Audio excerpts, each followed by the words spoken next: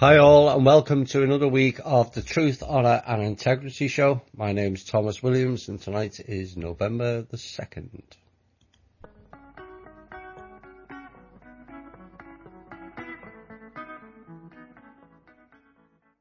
Hi all and welcome to another week of the Truth, Honour and Integrity Show. My name's Thomas Williams and tonight is November the 2nd. We're into November already.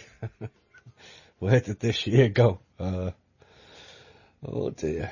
We have some intel tonight. It's financially based. We're going to be hearing a lot about financials in the next few months because it really is getting very hairy out there in more ways than one. The threats are coming from all angles to various people. It's not just the good people who are getting targeted anymore. It's the cabal also, the Illuminati, the actors and actresses, the politicians. They're all laying into each other currently, and it's going to get chaotic. You know, we did warn of this, and the volumes of news now is it's what we all waited for, but I don't think we even expected it to be in this amount, even on mainstream media. You know, Clinton getting exposed, Bush is getting exposed, McCain, Podesta. Yes, I've changed the name from Podesta to Pedosta, because that's what he is, pedo. And a number of other people are all being highlighted. I would expect 2 more to be added to the list next week, along with Mr. Manafort, who I don't think many of us knew anyway. But Huma Abedin is likely to be indicted next week. She is the lover of Hillary, the person formerly known as Hillary Clinton, and somebody else whose name escapes me at the moment. So expect 2 of them next week.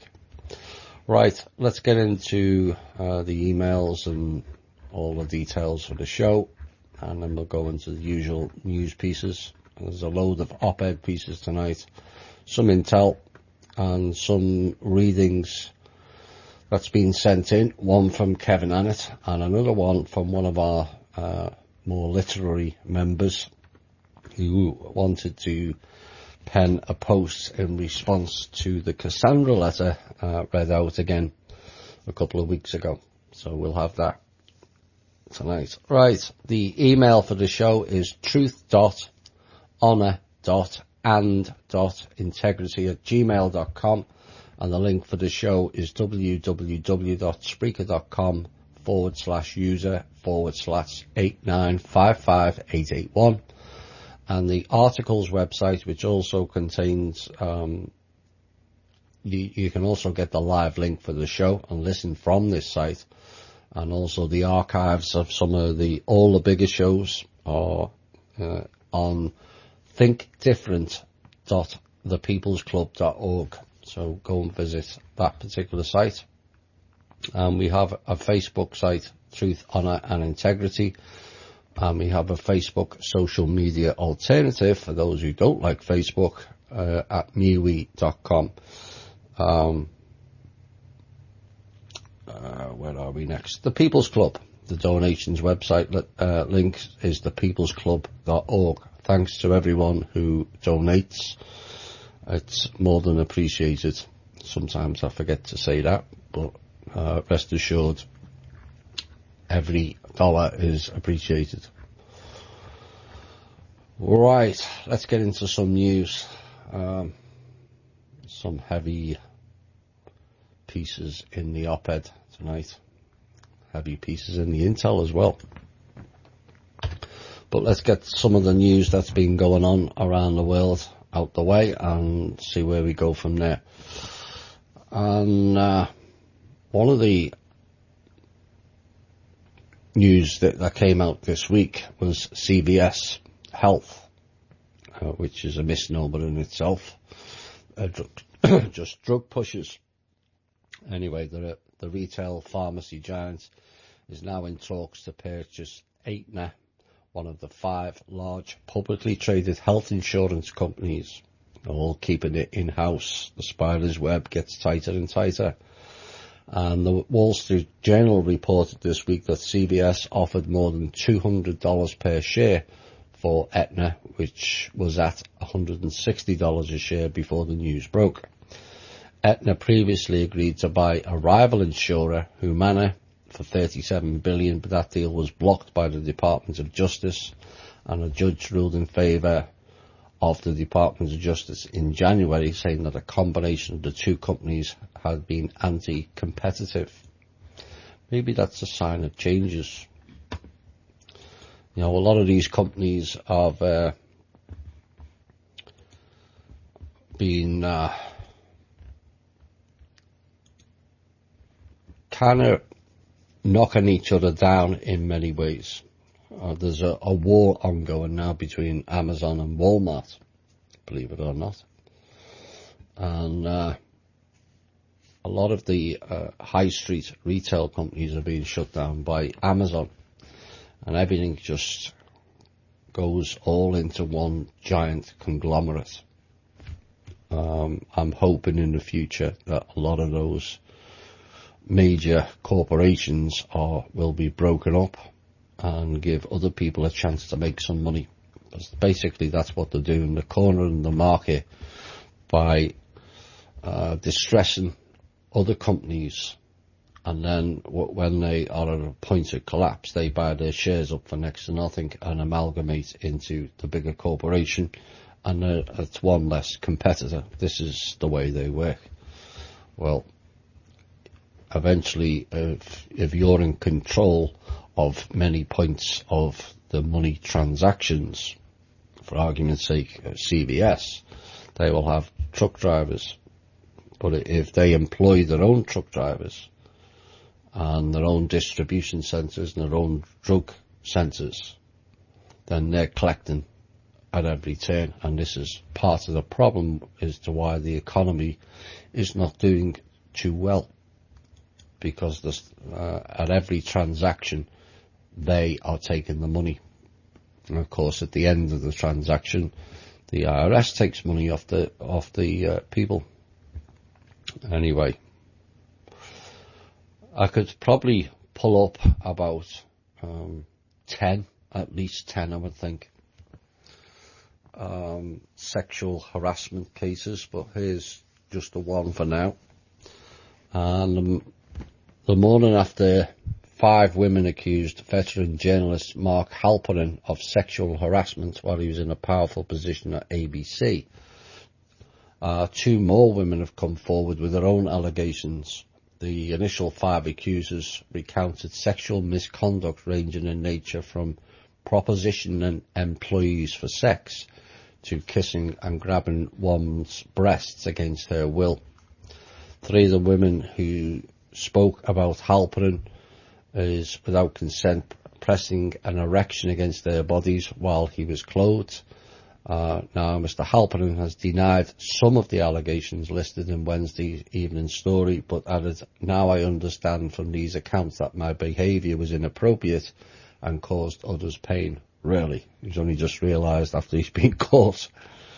You know, why does it take somebody to tell him that's not appropriate behaviour to begin with? Anyway, another set of accusers emerged the following day. Maybe Mr. Halperin will do what, is it Bill O'Reilly? The guy who was with Sean Hannity. Of course, he had his own sexual allegations, numerous, and he paid $32 million in compensation and then denied it. And then he got signed back up into the same job after his fake firing. So expect to see Mr. Halperin back. Or maybe not. Maybe things really have changed. Facebook Everyone loves Facebook or hates it. The world's top social media platform is reportedly seeking to hire hundreds of employees with US national security clearance licenses. You ever had any doubts who and what Facebook is about? There's your answer. Another answer. Along with the data issues, the privacy issues, and now the control issues of what you can post and what they class as fake news and what's not fake news. And they decide, like a dictatorship. Anyway, they are seeking to hire hundreds of employees with US national security clearance licenses, purportedly with the aim of weeding out fake news and foreign meddling in elections. That's fake news. Well, given the CIA has meddled in 61 different countries' elections, perhaps they need to go and deal with them. Should they not? CIA has meddled in more elections than the rest of the countries combined. But let's only focus on foreign meddling and ignore what's going on in this country. Seems to be the way far too often, in my opinion. And if that plan sounds sinister, that's because it is. For what it means is that people who share the same worldview as US intelligence agencies, the agencies who formulate classified information, will have a direct bearing on what millions of consumers on Facebook are permitted to access. Really. Basically now it's as close as you can get to outright US government censorship on the internet as one can dare to imagine. All very Orwell 1984, isn't it? It's the way it's going. The sooner we react to it, the better. Maybe all the people on Facebook need to just shut it down. All of us. I know it's convenient, but I've mentioned before about convenience and it costing us. Convenience comes at a price. It always did. Now here's a good news story, and a fairly major one in essence. We've been waiting for this for a while. It seems it's now started. The Department of Justice charged John Kapoor and 7 other current and former executives at the pharmaceutical company with racketeering for a leading and national conspiracy through bribery and fraud to coerce the legal distribution of the company's fentanyl spray, which is intended for use as a painkiller by cancer patients. The company's stock price fell more than 20% following the arrests, and Mr. Kapoor stepped down as the company's CEO in January amid ongoing federal probes into the Subsys product, another pain-relieving spray that contains fentanyl, highly addictive synthetic, yes indeed, synthetic opioid. Now, fentanyl is more than 50 times stronger than morphine. You need to bear in mind, in certain hospitals, when patients are in almost a point of no return, some nurses and doctors will give that patient more morphine because it speeds the death up. And yeah, fentanyl is 50 times stronger. And we're taking this crap. Now, if you ingest 2 milligrams of fentanyl, it's enough to cause an adult to fatally overdose. Again, we have the power with this. Go in your medicine cabinets and throw them out. Well, I've been on this one for ages and, well, reduce it then. Everyone can make their own step in it.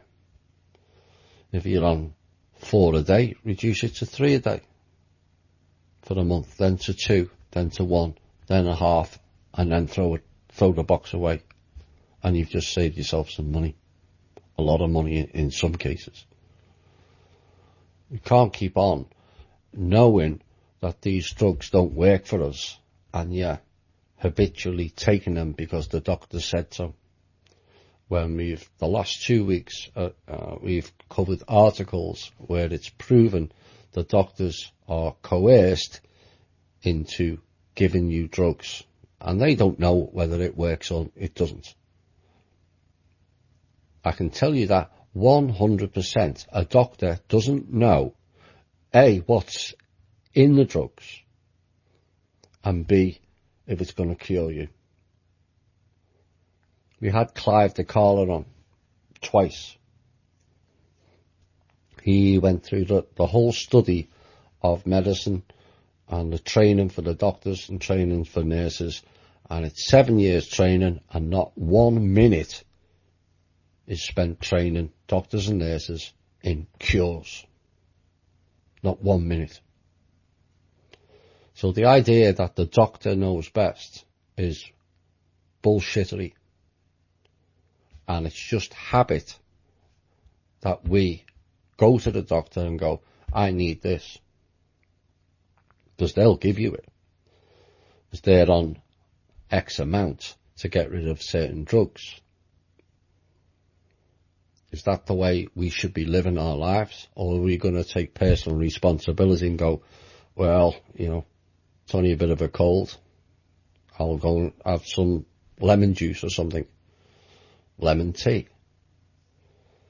We don't have to take pills. That's programming. If you're on pills, doesn't matter what it's for, unless you're the rare percentages of people it actually works on with no side effects. Anyone listening to the adverts, irritable bowel syndrome may cause diarrhea as a side effect. I mean, and people take these. That's how we're being stupid. Heart pills and all the other stuff. There must be a natural herbal alternative for everything. That's what the planet provided. We don't need their synthetic drugs. They're for the synths, not for us. Get hold of the pills, look at what they are, go and do some research into what they are yourself, and decide yourself, is it valid for me to carry on taking this poison? Because that's what it is. It's a poison. The vaccines, it's a poison. If you're getting vaccinated for Ebola, they give you an injection of Ebola. I mean, this is madness. The flu vaccine, at best, it's got flu in it. At worst, it's got all kinds of other agents in it. And we've got people lining up to take the jab. They're that desperate now, they're offering 20% off your bill if you have a flu injection at Walgreens.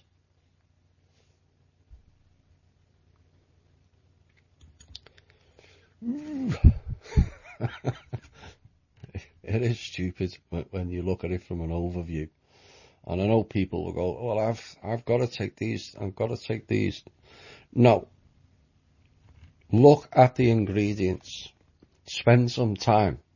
It's your body that they're poisoning.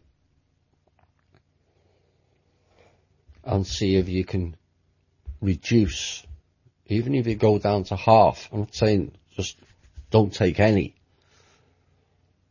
You'll probably find, as some of our members who have done it, you never needed them to begin with. It's all in the mind. Illness is in the mind. You can cure anything as long as you believe. So why do we need expensive drugs? Think about it, please. Here's another example of where there's no end to what people will do to make money. It's the worst thing ever on this planet, that people will go to such lengths to make money. You've got generals wanting wars because it makes money. Bankers, politicians. Wars make money, they say. It also costs people lives. Anyway, this is a new investigation. I'm glad this is coming to light, as painful as and ugly as it is. Has revealed that bodies donated for medical purposes don't always make their way to the right facilities. Go figure. Many end up in warehouses to be incinerated or dismembered using coarse cutting instruments like a chainsaw. This is according to a report by one of the newspapers in the UK. Thousands of Americans donate their bodies to biomedical advancements, hoping to help scientists discover new life-saving cures. They're not interested in curing us. I think we realise that now. But a recent investigation has found that the bodies don't always go to the laboratories. This has been revealed that many of these cadavers have been acquired by companies known as body brokers.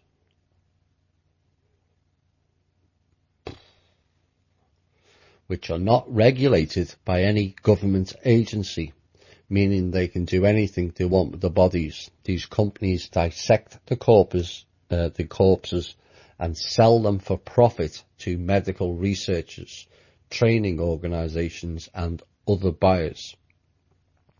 Body brokers usually target low-income families struggling with traditional funeral expenses and appealing to their vulnerability and offering them free cremation in exchange for the body. One such company, who's known as a body broker, is Southern Nevada Donor Services. There are others. It literally defies belief. In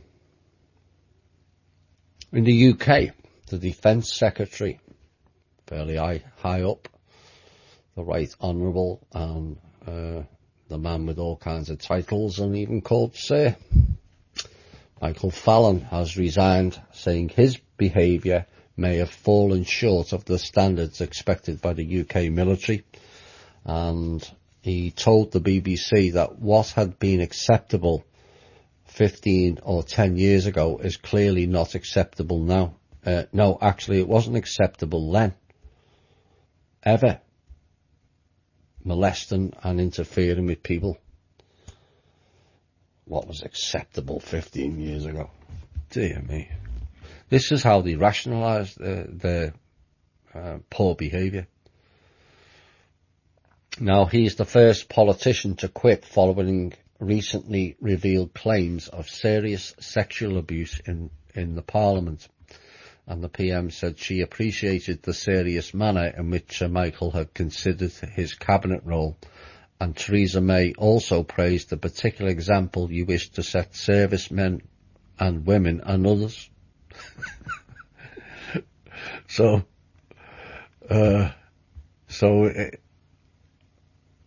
The Prime Minister of Britain is saying that Mr. Fallon set a particular example you wish to set servicemen and women. Again, it just goes over the heads of these people.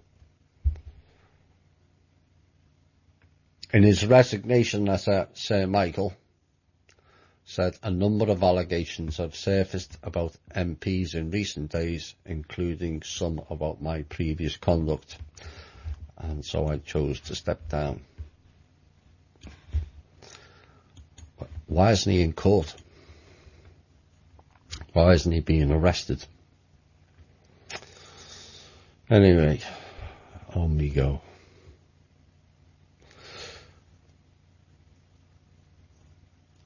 France next, 2 years after alleged militants, it's a often used term for false flag people, killed 130 people in attacks across Paris.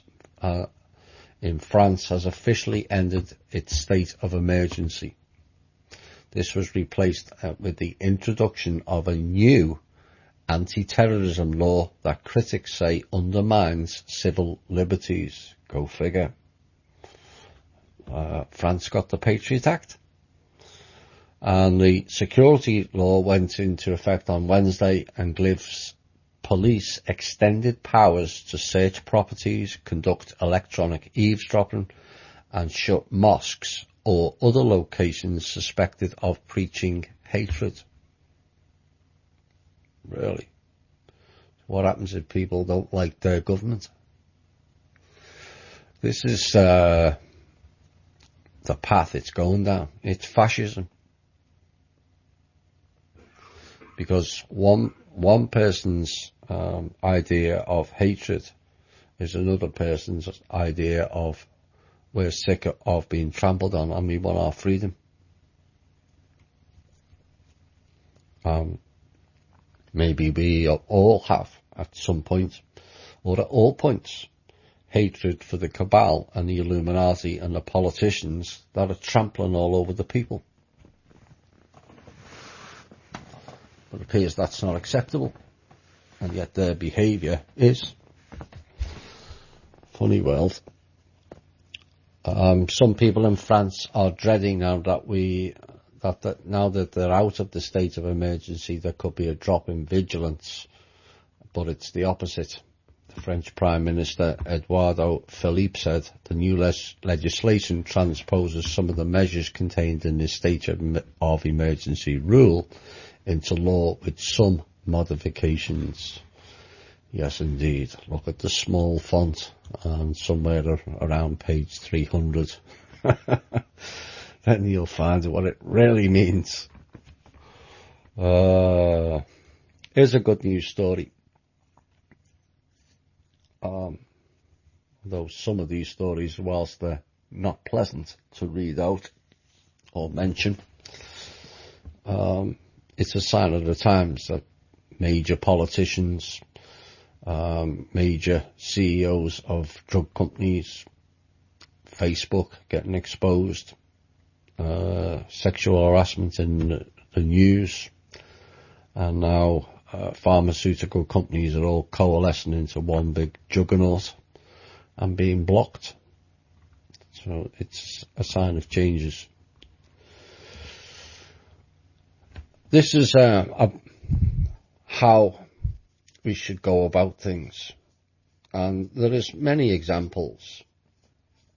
I mentioned about Louisiana when they were having floods, about the people didn't care what religion you were, what colour they were, what country they came from. They just got on with the clean-up. Wouldn't wait for FEMA, because that's a complete and utter waste of time, as we all know.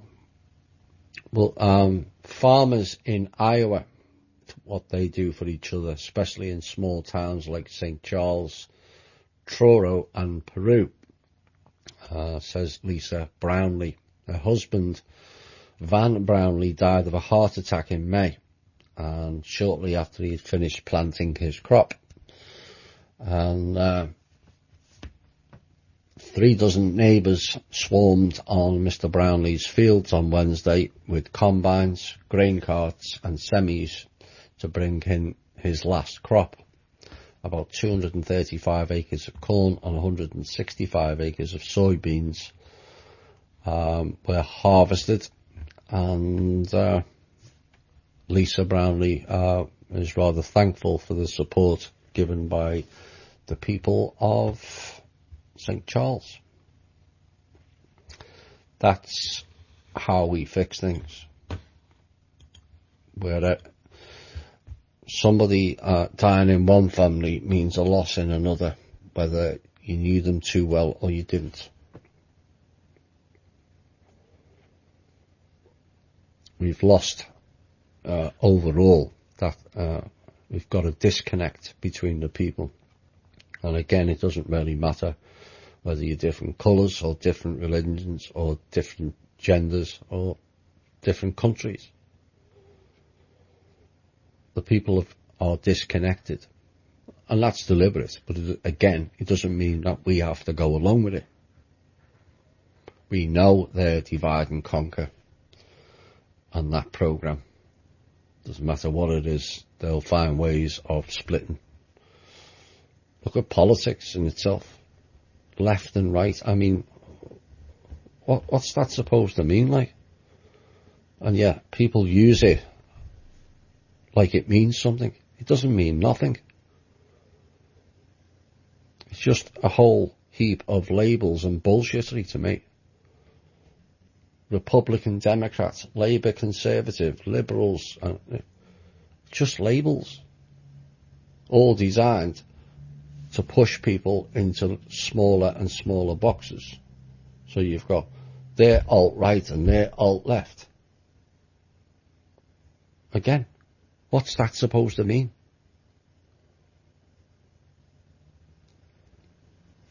What it means is we're going to split you into even smaller groups.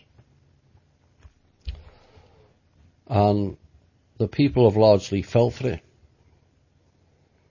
But what we have to get back to is like what the people in Iowa did for that lady. They rallied round her and harvested the field for her. That's all it takes, is everyone looking after each other, not competing. And I'm alright, Jack.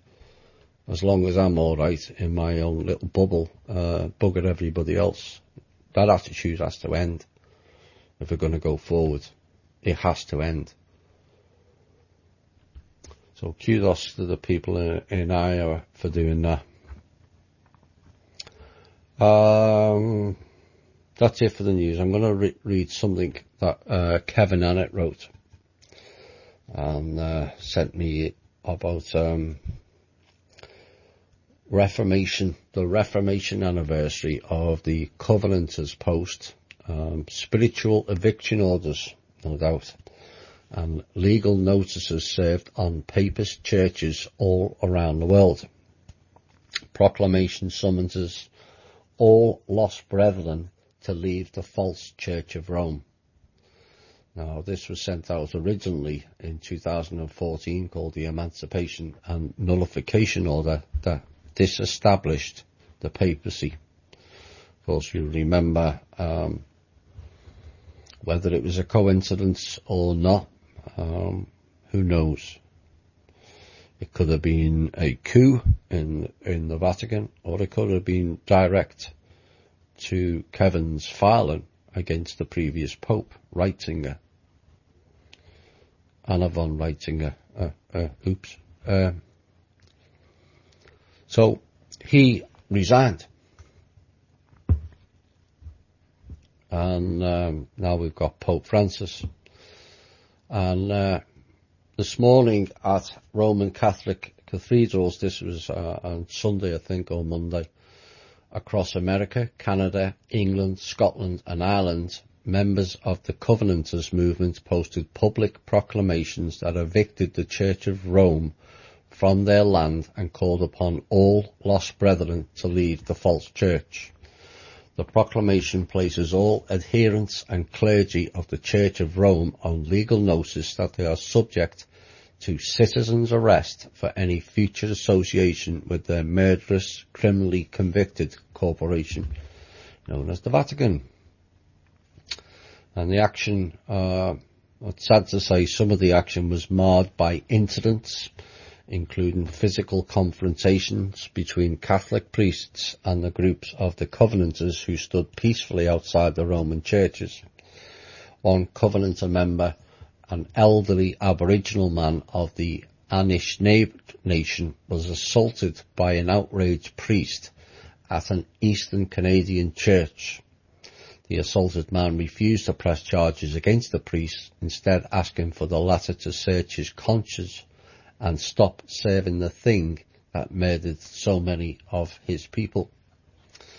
Now, the police turned up and at several of the actions, but no arrests were made.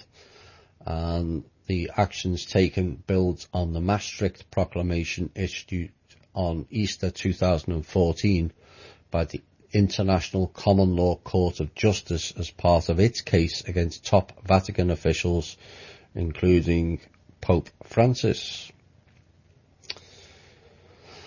And the proclamation nullified the authority of the Church of Rome and the papacy under the laws of God and mankind, and called upon top Vatican officials to resign.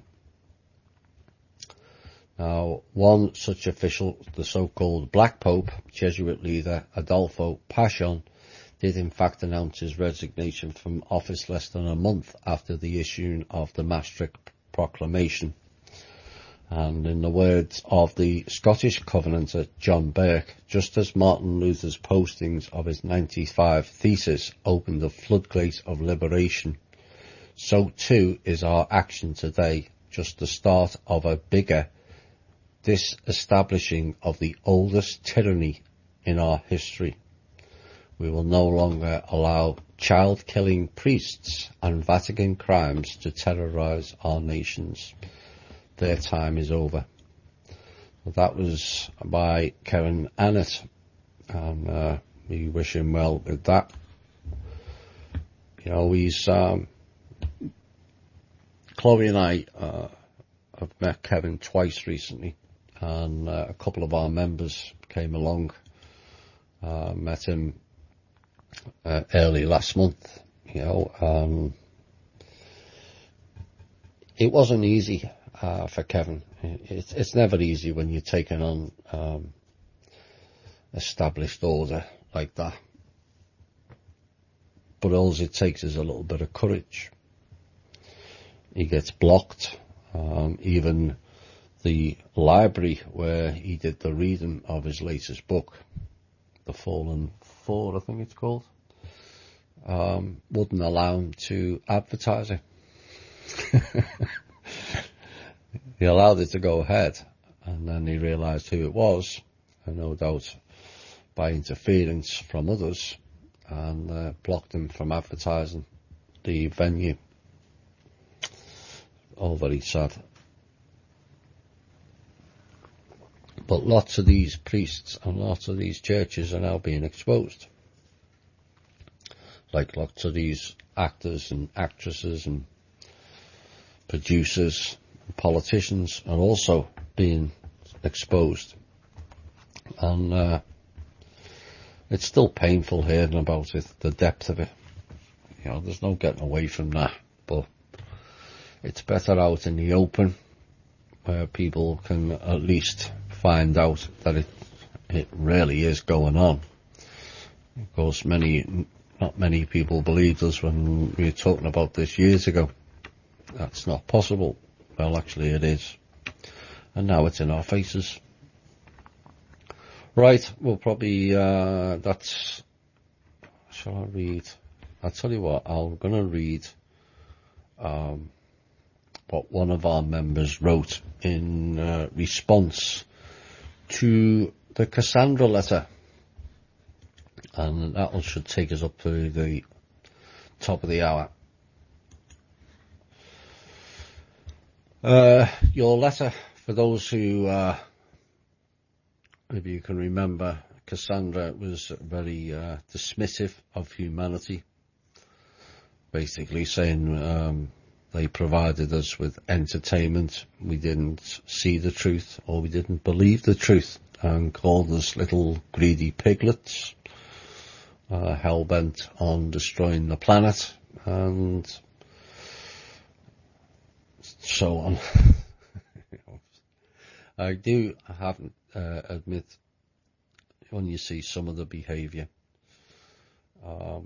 it's hard not to disagree. But when you also have seen the levels of the programming that's gone on, and the mind control that's gone on, and the games that they played,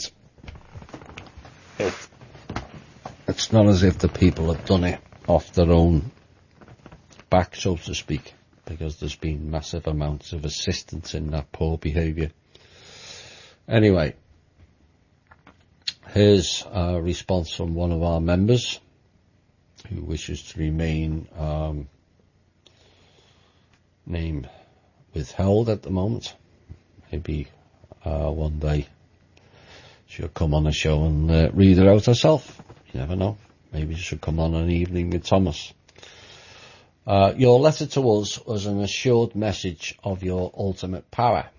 I would respectfully like to address a few ideas and thoughts that seem to be missing from your almost comprehensive assessment of our situation as you see it, if only to possibly help my fellow travellers along the way. It would be important to mention and remind everyone who read or listened to your letter that in fact you too are a child of a greater being. As difficult as it may be for you to hear that, and as offensive as it may be to hear it from something you consider so far beneath your status. This is, however, the truth. It is the fact of your very existence, and especially important to note since you feel so strongly about informing us that our very existence is solely allowed by you. It is difficult to believe that in your pervasive wisdom you would be unable to admit that you too are one more creation of the vast and grand mystery of existence. This must be obvious to those beings in dimensions even higher than yourself, but oddly enough it's also perfectly obvious to many of us little piglets way down here on the dark earth. And interesting how Source itself cares not for levels of its manifestation, but gives freely to all, delusional gods and piglets alike. In consideration of the points you made in your letter, you would not seem so omniscient to us, animals, as you called us, if you admitted your own personal dependence on a greater source. We know you could never do that. You want us to believe that there is nothing above you, but of course there is. All this defining above and below used only for convenience as directions are erroneous. By convincing us that you are our only and true connection to Source, you have many advantages, but this kind of message is terribly incomplete. Let's shine some light on it. Possibly you've heard this from others well beyond this writer's pay grade by now and laughed at them too, but let us offer the following for your amusement. For the celestial record, please be aware that we piglets are not now and never have been disconnected from the one magnificent Creator. Whether we are consciously aware of this or not, and of course so much easier to be aware of it, our ultimate link to Source goes well beyond you, your religions, your symbols and your ceremonies. There is no use pretending or hoping it's not true, and there is nothing that you or any other self-declared supreme being can do to change that. I didn't make up the rules, and no matter what you choose to believe, neither did you. Appointing yourself as the unquestioned Almighty One and getting between Source and its creations, You've done a magnificent job of keeping our built-in and powerful connection to the one infinite creator hidden for a long, long time. It does seem surprising that you thought this could go on forever, though you must have known the little useless eaters would find out someday, and truly that day is upon us all, whether any of us like it or not. You mention you do not love or hate us, that your words are said with indifference. Is your desire to have absolute control over us an indifferent one? If you feel indifferent about us, it would be perfectly fine if this desire of yours was not met. You do seem quite positive that you will get our cybernetic bodies delivered to your feet, and nothing we can say or do will change that. Will you be upset if this delivery doesn't happen exactly as you are assured it will? And isn't it true that your supreme level needing anything is actually beneath you? Is there an actual number of us you need to fulfill this desire? What if that number turns out is not what you believe it should be? Will you then react like the piglets do, with anger, hate, retaliation, or will you be indifferent as the Creator is to you? So which is it? Is it that we mean nothing to you, so it won't matter what we refuse to participate in your plan? Or is it that we are so important that you cannot allow us to refuse? Both cannot be true, yet you said we will have no choice but to submit. It does appear to be that you need something from us so badly. You cannot afford to have your piglets turn you down, and this is hardly the sentiment of indifference. In summary, the infinite creator also allows you to exist, but what you have exposed here is that in order for you to continue to exist, you need us to help you. If this is not true, then clearly we should be allowed to do whatever we want, and if that means not consenting to your plan, it should be inconsequential to you.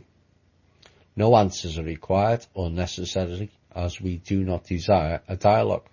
We assume you find this very amusing or just mildly annoying and easy to dismiss. Strange, as you can so easily predict our responses, we can easily predict yours.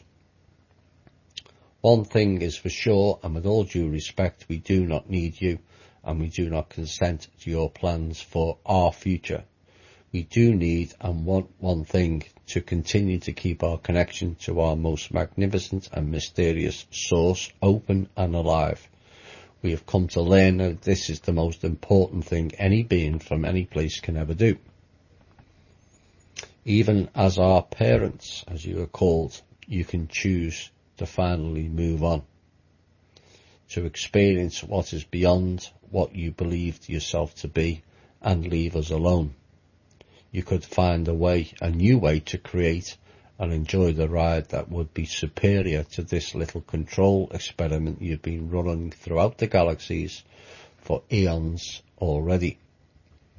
Despite the fact that we will not be part of your future endeavours, good luck on your journey. May you continue to enjoy the love and light of our one infinite creator. Yours sincerely, the Piglet, PhD. Right, that should take us nicely up to a music break. And as that last letter said, we don't care. We have our own connection. And if we start performing like the people of Aya, all these fun and games, sideshows, nothing else matters. What matters is us, not them. This is going out for Terry.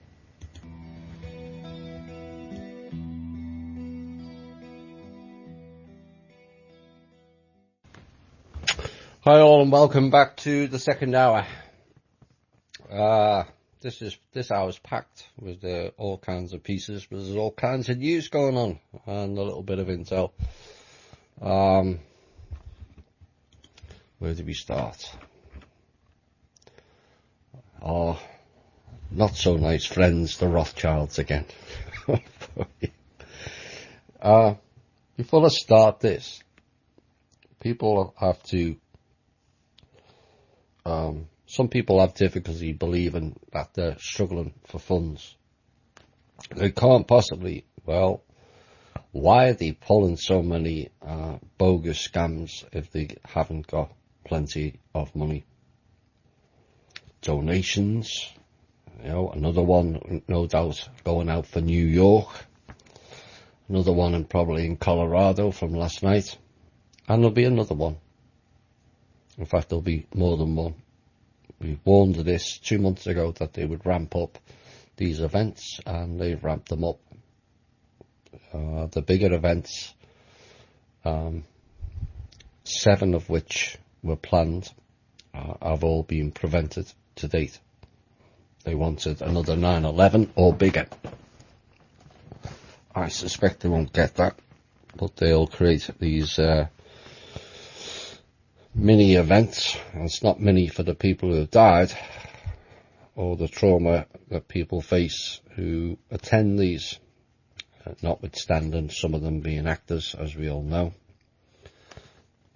But Rothschilds and Bitcoin are quite, frankly, that scam is about to implode. Deliberately, I might add. And, well, the concept of Bitcoin, to me, I find it mind-boggling. And again, it's another get-rich-quick scheme that only the elites are able to access. The chances of the average everyday folk making huge amounts of it is slim to none. And like I said, this is a further example of the desperation of the Rothschilds and others to raise funds. And I just wish the general public would not so willingly support it. The Rothschilds have cash flow issues. There's no question of that. And so the concept of Bitcoin is they take your hard-earned cash on the premise they will give you a healthy and unrealistic return. Now, we'd all like that.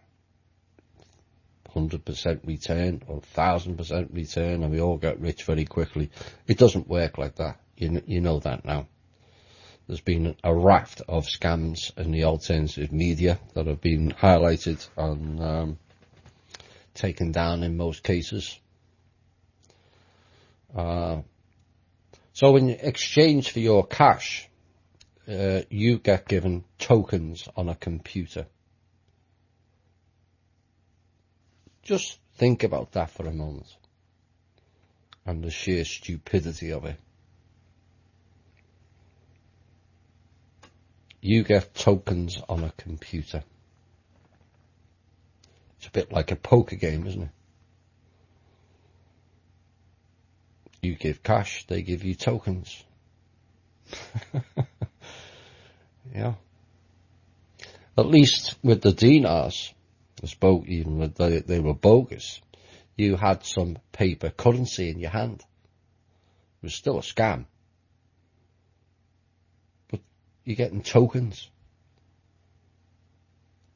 This and other cryptocurrencies, to me, is utter madness. It really is utter madness. And it's another example of corralling people into a way, get rich quick, and the people only seeing the dollar signs or the pound signs or the euro signs at the end of the tunnel. No, what's at the end of the tunnel is the ultimate goal of the cabal, which is a cashless society. Bear in mind, every American, it's not just people who listen to this show, every American is classed as an enemy of state. So what if they decide when you've got no cash that they don't like you? Yes. Press delete. Then what are you going to do? Hand in your dinars, your tokens from bitcoins?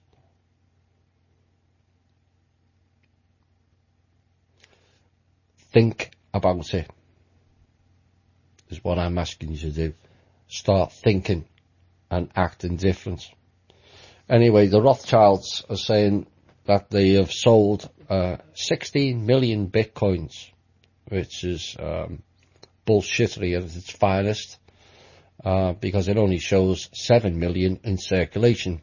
Oops, they can't do maths either. And even that is steadily declining. And this week they were falsifying documents to the SEC and the US Commodities Trading Commission in order to get Bitcoin registered as an actual commodity. I'm going to register my old Monopoly money. That's the same value. And use it like a gold and or silver alternative. Really. For those who don't know, Bitcoin also has another darker purpose. Data mining. Bitcoin mines metadata. All that use credit cards, what site you visit, when you use it to buy something, it mines that too. It's mining the stock market. Also, people who complain about Facebook, and we've covered that earlier, and Google. What I've been told this week is you haven't seen anything like it. What's on its servers, the Bitcoin. Massive, massive data mining. And the sad part of it all is people are paying them to do it. They are paying people to put their personal information from their computers and all their contacts onto, wait for it, a Rothschild's private server. So for those of you who don't know the definition of mining Bitcoin, there's your answer.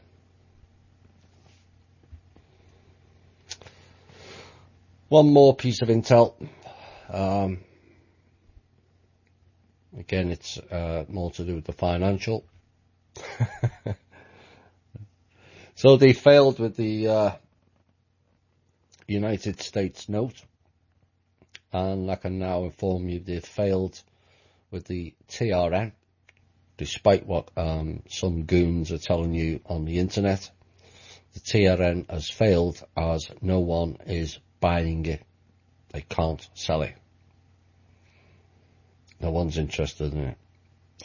So, lo and behold, you'll have a new term to come up with, and they've come up with a new one. And the latest round of financial bullshittery is called the TR coin, Treasury Reserve Coin. And they're trying to bring that out now instead of the Bitcoin, as the Bitcoin is being planned to crash. Bitcoin will crash before the first quarter. Now what they're trying to do is get the value of the Bitcoin to be 1 trillion and use it as a backup to the United States dollar. And then they will launch a hostile takeover of the United States of America. That's what the Rothschilds are up to, and the Clintons, or the entity known as Clinton, as in Android. And it's time the military quit playing games. Drake's apparently reported the military won't intervene.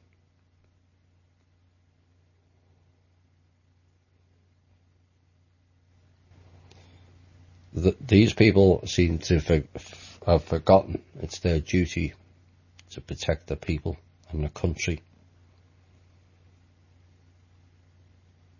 Otherwise, what are you there for? Vast amounts of our taxpayer money goes on military and war. And when we need them, not the clowns or the Rothschilds, you know, us, the taxpayers, when we need them, according to Drake, they don't want to know. Really.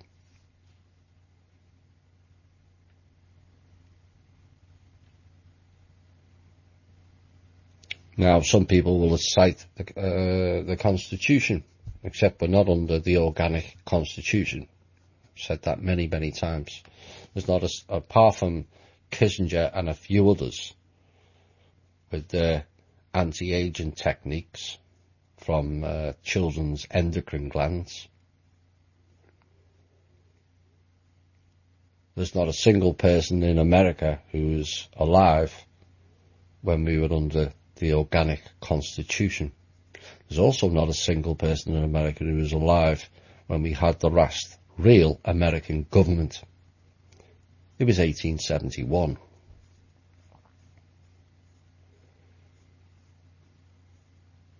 Now, was the other thing, was it posse comitatus? If I've got that correct. It was covered in an episode of The Event. I was called to watch the Event series again. That was out 7 years ago. To see, I remember chunks of it, but there was portions of it that when you look back now and the stuff we've learnt over the last 7 years, suddenly makes a lot more sense. And that was mentioned. The military can't intervene on our soil. That law was done 130 years ago. Not too far after the Constitution and the American government was shut down. It wasn't for our benefit, was it? So if the military is not for our benefit, then why are we paying for it?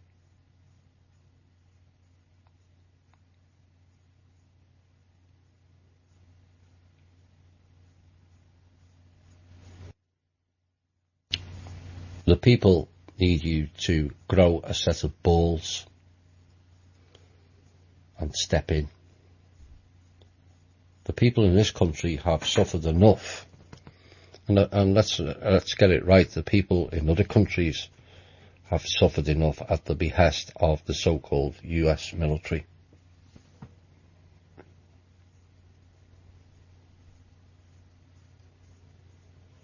It's way past time you started looking after the people who pay for you. It's not the Rothschilds or any family. It's the American people you swore to protect. You're not doing it. In fact, if events, a video I was shown this week, which appears to be correct, and I mentioned a post 2 weeks ago. Is this a smoking gun? Question mark.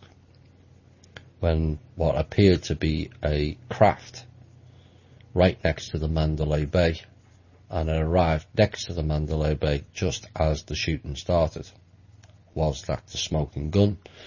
Well, another video was surfaced that was taken from the other side of the city, showing what appears to be a helicopter shooting at the people. So, you can't have it both ways. That would suggest elements in the United States military are firing at its people, which goes against the posse comitatus. So if you can break the rules there, you can also break the rules the other way and turf out these rogue elements out of our country and get on with the job of rebuilding people's lives.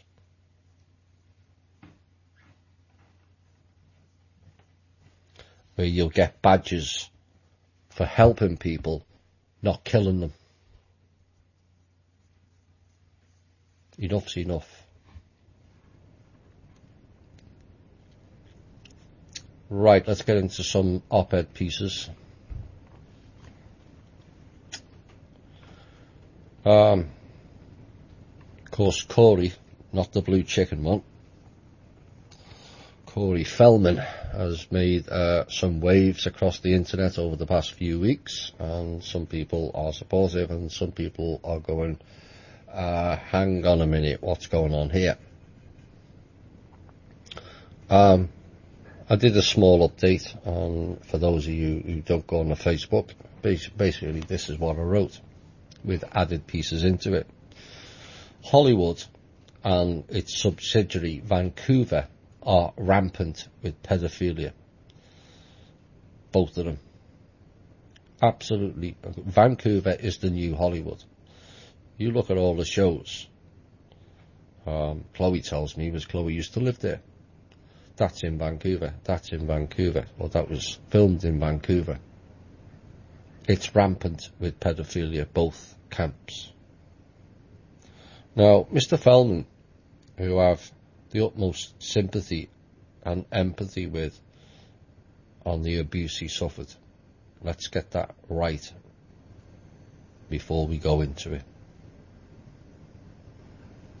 But he outed this a long time ago, and it still lives today.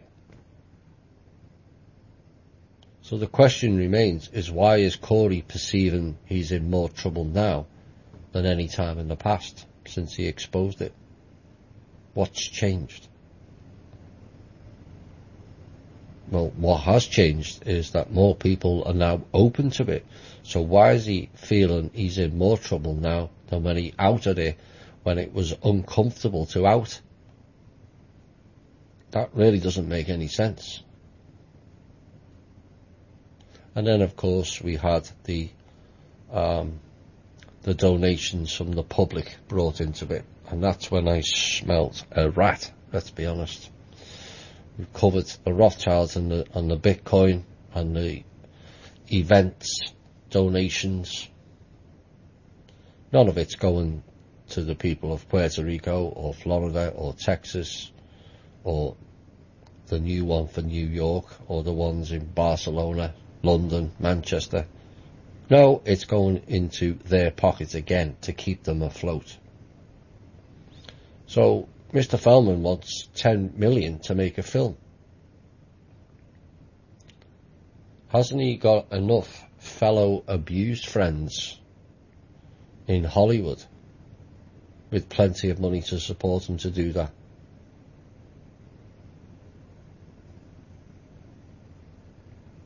Why won't they fund it? Why is it always the public that has to fund it?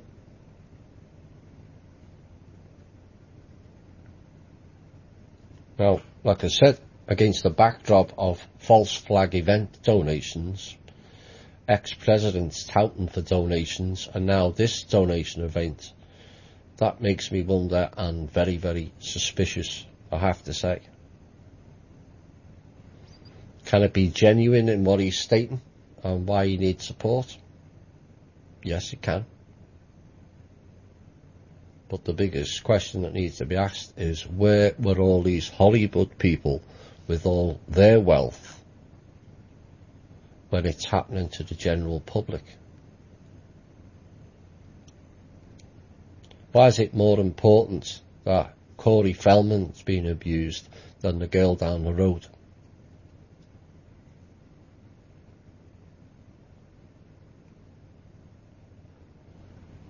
Because it isn't.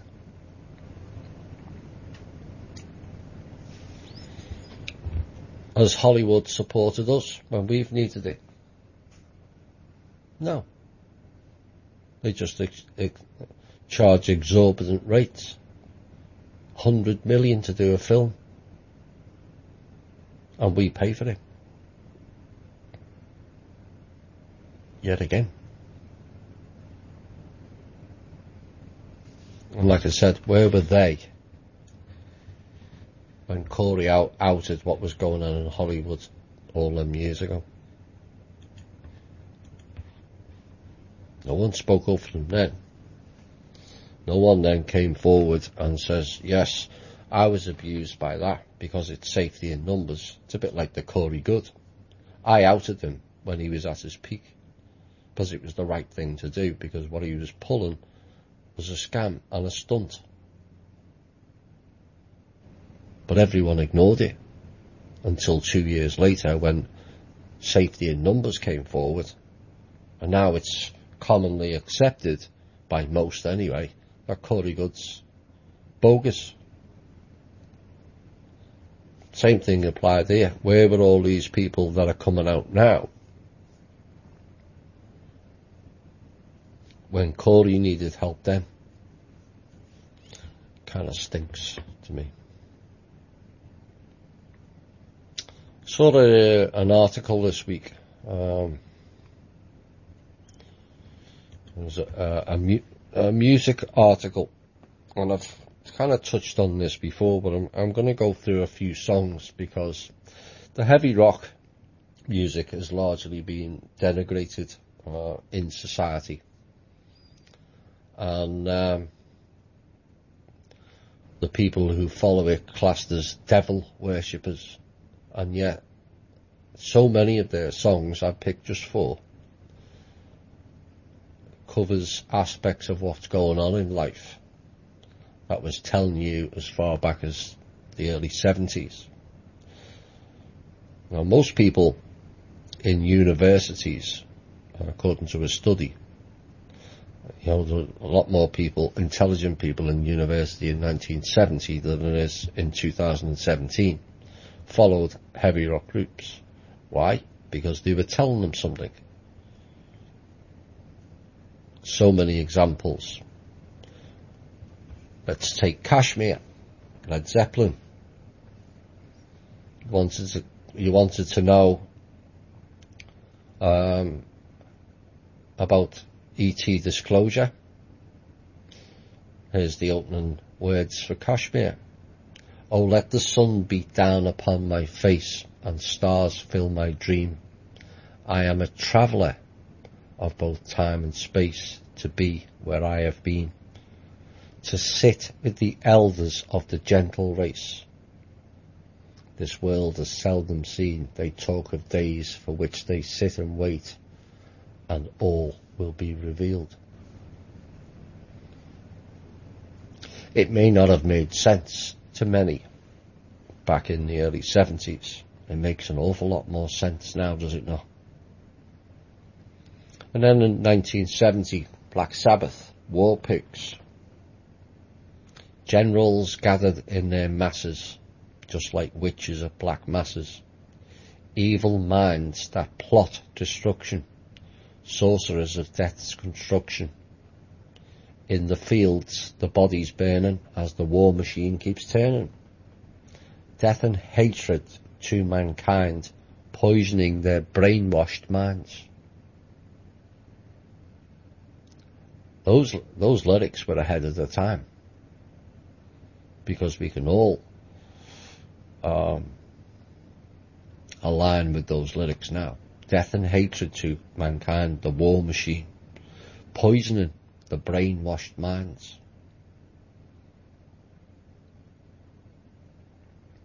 And then the next verse, favourite of mine, or the next 2. Politicians hide themselves away.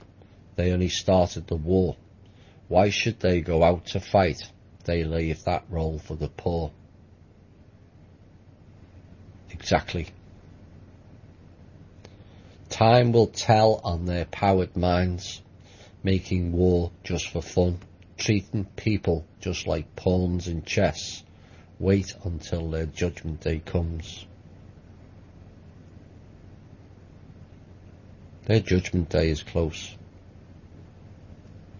They know it, and we know it. Now in darkness the world stops turning, ashes where the body's burning. No more war pigs have the power. Hand of God has struck the hour. Day of judgment, God is calling. On their knees the war pigs crawling, begging mercies for their sins. Satan laughing spreads his wings. Again, does that sound like devil worship to you? Kashmir, ET disclosure, war pigs telling you who the real problem are, the generals. Of course, have puppet strings.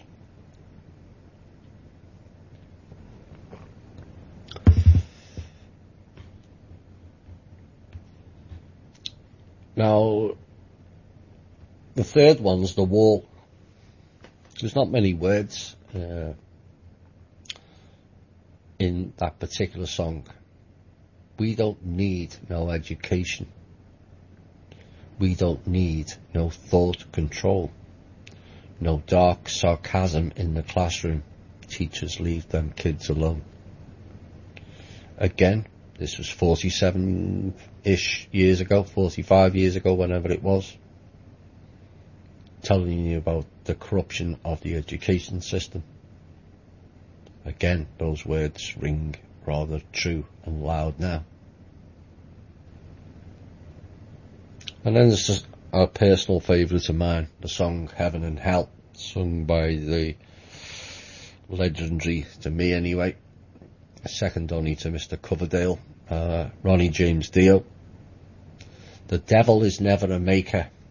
The less that you give, you're a taker. The lover of life's not a sinner. The ending is just the beginner. And this is a key line. The closer you get to the meaning, the sooner you'll know that you're dreaming.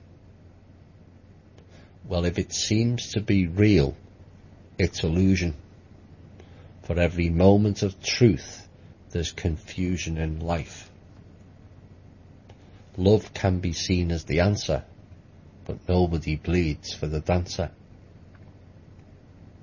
They say that life's a carousel, spinning fast, you've got to ride it well. No, life's like a carousel now. The world is full of kings and queens who blind your eyes and steal your dreams. It's heaven and hell. Oh yeah, the people of titles. People of own self-importance because their blood's a bit different or their genetics a bit different, or they just think that I'm better than everybody else. Blind your eyes and steal your dreams. They'll tell you black is really white, the moon is just the sun at night, and when you walk in golden halls, you get to keep the gold that falls. It's heaven and hell. Does that really sound like devil worship to you? Because that's what it was portrayed as, and that's why it got shut down, because there was a lot of intelligent writers in those rock groups of the time in the early 70s. Of course, those of you that followed around that time know it wasn't commercialised. So it was easy to discredit because it wasn't commercialised. And then the hair bands, as we know it, Bon Jovi and Poison, started making it popular, and even Whitesnake went commercialised, and that was the end of it. Punk rock came in and desecrated things and sang stuff that nobody understood a single word they were saying, because the beat was too loud. And then death metal came in and all that and all that and the whole genre was lost. But we should always look back at the words for those songs. And of course it came out of a time of Woodstock and people wanting freedoms and their own choice. Now, We don't need no thought control. Exactly. Where are we next? Okay, for time. I'm going to cover a bit on the event, but I'm going to play a piece that's in it. Listen closely to this. It tells you something that may surprise you. Who the hell are you? And don't lie to me. I don't lie. I don't lie. My name is Madeline Jackson. I'm a journalist. I used to be. Hi all, and welcome to another week of the Truth, Honour and Integrity Show. My name's Thomas Williams, and tonight is November the 2nd.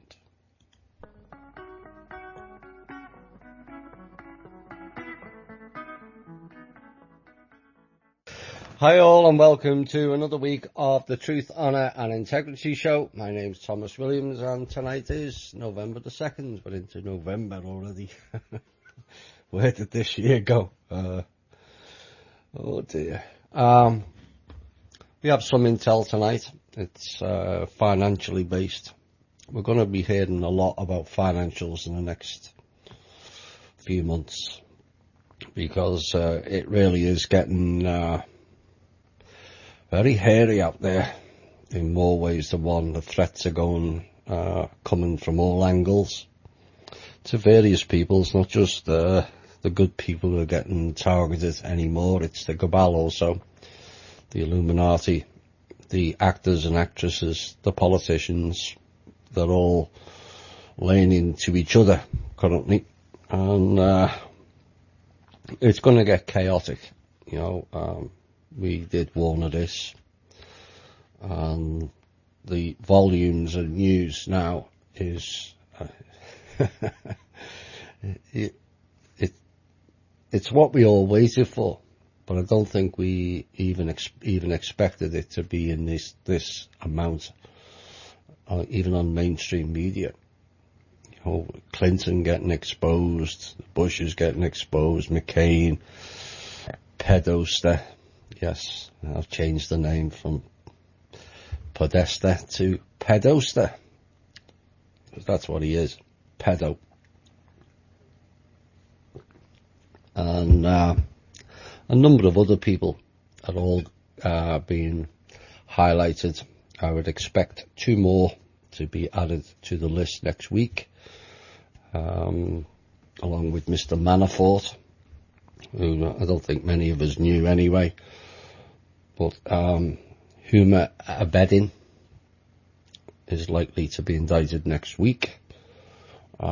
She is the lover of Hillary, the person formerly known as Hillary Clinton, and somebody else whose name escapes me at the moment. So I expect 2 of them next week. Right, let's get into the emails and all the details for the show, and then we'll go into the usual news pieces. There's a load of op-ed pieces tonight, some intel and some readings that's been sent in, one from Kevin Annett and another one from one of our more literary members who wanted to pen a post in response to the Cassandra letter read out again a couple of weeks ago. So we'll have that tonight. Right, the email for the show is truth.honor.and.integrity@gmail.com, and the link for the show is www.spreaker.com/user/8955881. And the articles website, which also contains, you can also get the live link for the show and listen from this site, and also the archives of all the bigger shows are on thinkdifferent.thepeoplesclub.org. She started talking too much. You know what happened next.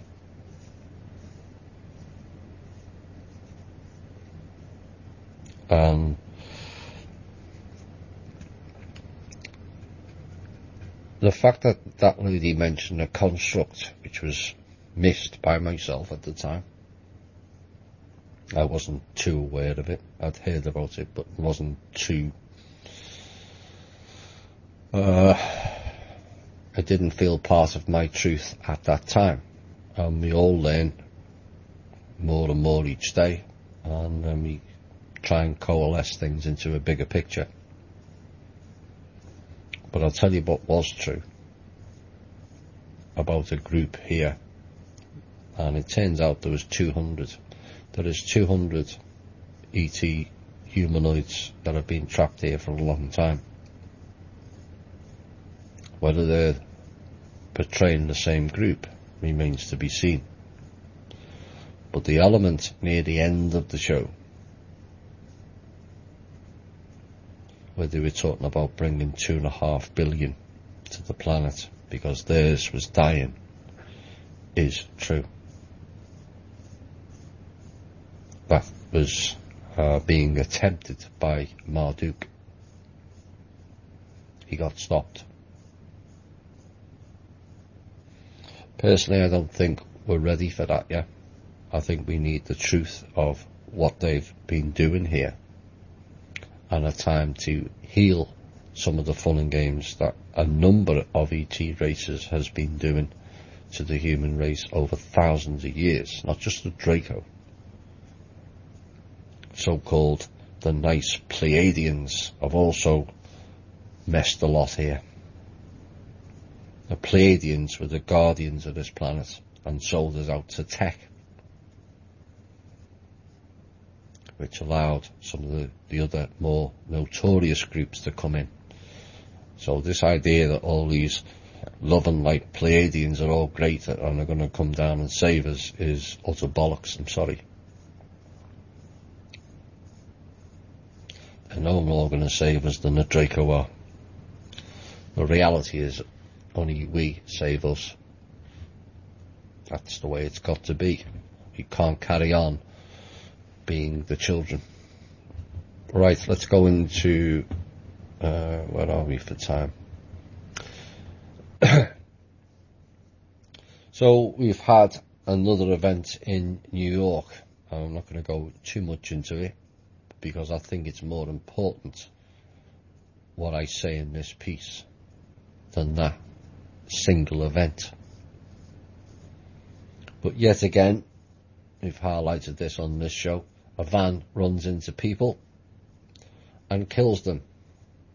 The driver gets out, shouts Allahu Akbar, like anybody's going to hear him in the middle of New York. And the police find ISIS writing. Do they have their own language? People not ask that. What is ISIS writing? Sumerian? Chinese? Yeah. So the police have announced they found ISIS writing in the van. Yeah, right. If someone on a death mission is really going to carry around stuff that's going to implicate him or the group, even if that person was working for ISIS. I mean, do people really believe that?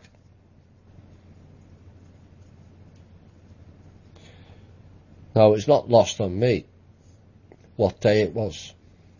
I warned about it last week. October the 31st, Halloween, ritual day. See how they do things? Well, now you're seeing it for yourself. But how many more times did it take for the public to start seeing through this, what is now clear bullshittery? And what's happened now? That's taken the indictments, the Weinstein stuff, and the other investigations out of the public eye. Because now we have 24-hour coverage of an event in New York. Like nothing else is happening again. This is the media and the cabal's version of memory wipes. This is what they're doing.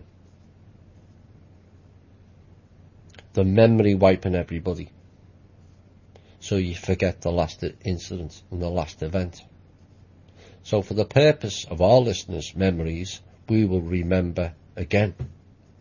Manchester, the UK, Grenfell Tower fire, the 3 London events, Barcelona, 3 events in France, the Boston Marathon, the Aurora shooting, Sandy Hook, the fires in the Northwest, the fires in California, flooding and wind damage in Florida, Texas and Puerto Rico, not forgetting the Las Vegas event. All of these events have elements in them that have big questions unanswered for us all. Whether we'll ever get the full answers remains to be seen. We certainly won't get it off them. And it's one event, as forecasted, after the other, for the purpose of putting you in a spin to enable their game of mind wars. That's what they're doing. They're playing mind wars on you, and ultimately leading to forgetfulness. I guarantee every listener has forgotten temporarily one of those events I've just read out, or more. Apart from the Boston, Aurora and Sandy Hook, all of them are in the last 12 months.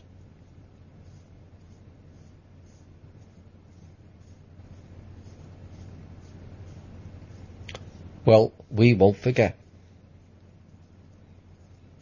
What are clearly deliberate events. And this show is not one for forgetting things. So, yes, the focus on maybe some people died, or maybe some people didn't. Or whether they were actors, or whether it's all a stage show again. But don't forget the other events, because that's what they're trying to do. And don't be donating. It's not going to the people. I'm tired of telling you, none of it goes to the people.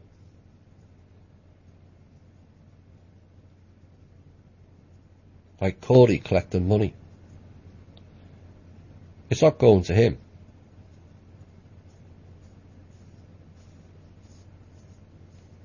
And people can get upset over that, and I understand that.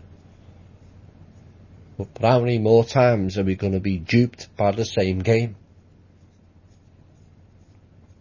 This is where, when people say, well, what can we do? Well, we can stop playing their game. By not buying their drugs, by not donating to their bogus charities, by not signing up for fresh air tokens off a computer with your hard-earned cash.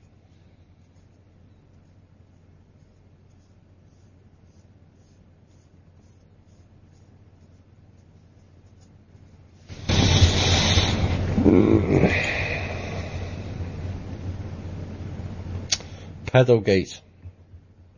That's a positive thing, although, like I said, it's painful to hear about it. Kind of gets you in the stomach. But it's now reaching epic proportions.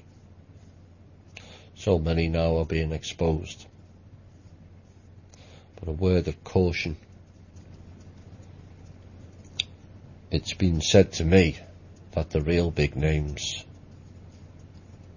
will not be charged at this point. That doesn't sit too well with me, as you will know. We'll see. Now, the other story that's been ongoing is the Clinton Russia. I was going to put this in the intel, but for those of you with long memories and cosmic voice, I outed about the uranium deal back then, and who was involved in it. Quite why it's taken 2 years to be fully out is beyond me. One of the disturbing things in the event was the ETs who planned to escape wanted uranium. Things that make you go,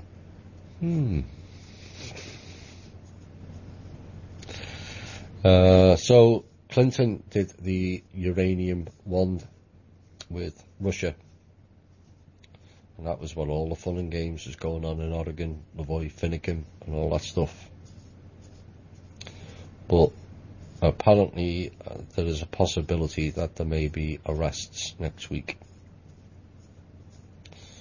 What will take place is the arrests of Manafort and probably Podesta, but they apparently are not the real target. The real targets are Hillary, Eric Holder, Rosenstein. Now, Hillary, as you already know, has fled. She knew what was coming. She knew the noose was tightened.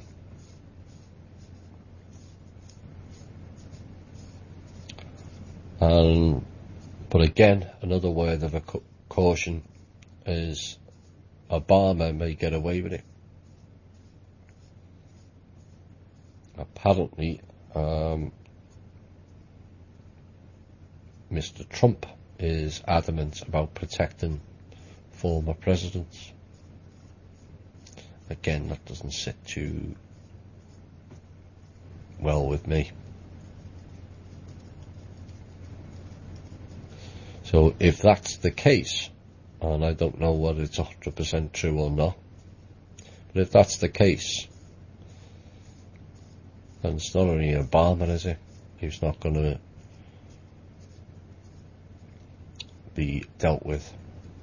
It's idiot Bush, senile Bush, and Clinton. I hope that changes, because the people are starting to find out the roles that these people have played and the lives that those people have destroyed in this country, all for their own power and their own self-importance and their own wealth. And quite frankly, I've put two fingers up to the American public for the last 20, 30 years, minimum. You could argue you could go back 50 years. 54 to be precise.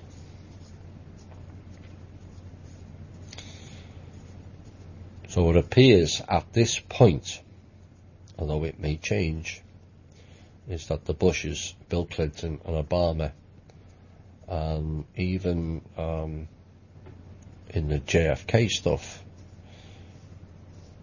Lyndon Johnson also, because he was involved in that along with Bush Senior or Sheriff Senior. And I don't think the JFK files will contain anything that's useful for we the people. It'll be another, well, we released everything we had. It won't. At this point, I'm being told it won't have the main names. Alright, we're getting up to the top of the hour again. The next two songs are by a band from where I was brought up, my hometown of Liverpool in England, and a band called The Mighty War. John Bryan, who's also a resident of Liverpool, passed this song on to me, and I'm going to play next. And it's all about the heart of Liverpool. Now, Liverpool, for those that don't know, was the major port in the world, going back in the 16, 17, 1800s. and even early part of the 1900s. But it was a city that was grown on the back of turmoil, anger, a slave trade, big business. Liverpool grew exponentially because of the slave trade and the shipping. But there was, for those who visited that city, it's got a raft of high-end buildings, all near the docks, where all the established people, the shipping merchants, live. And yeah, despite being the biggest port, the biggest trader in the world, its people lived in absolute poverty until World War II. Even after World War II, many Brits, the last item where the Brits were on rations, so you got a ticket to be able to go and buy X amount of bacon or X amount of lard, as it was called back then. I think it's saturated fats or whatever it is, and butter, and there were certain items you weren't allowed to buy. Everything was rations. The last ration ticket that was handed in was 1963. 18 years, certain items of Britain were still on rations, or you weren't allowed to buy. That's the price the people paid for fighting their war.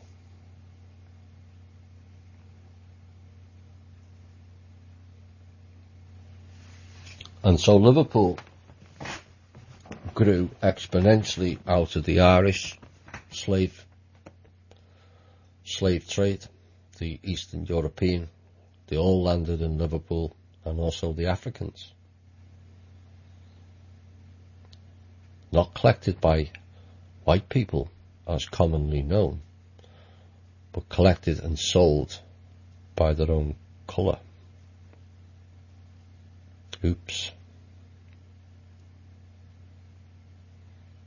See, it's often labelled a white man's crime, but as history has shown us, the truth is rarely revealed. Slave trade and the hideousness nature of that's now called trafficking. Same thing. Was participated in by all countries and all colours. It wasn't just the blacks that were hideously treated. The Irish weren't treated too well over here either.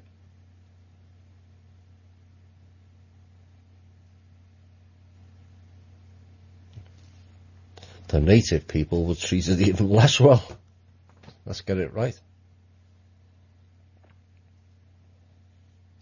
And so Liverpool has grown into, because of all that dark energy, it's quite an anger city. People get angry rather easily. It needs a collective healing. But what comes out of anger became rebellion. And the people of the city are known for being rebels, which is why the UK government has done its utmost to shut that region down, cut off its funding, cut off the jobs going there, leave the people in poverty, leave the people on benefits where they have no control. But the people fight back. It's a very creative city. Of course, people remember the Beatles and various other musicians that came out of Liverpool.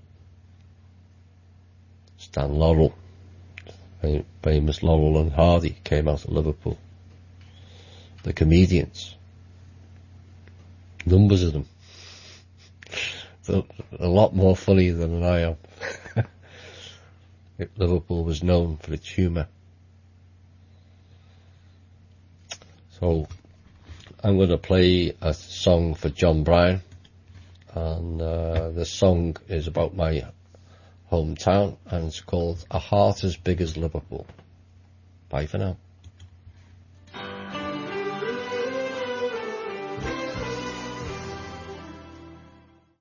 Hi all, and welcome back to the final hour.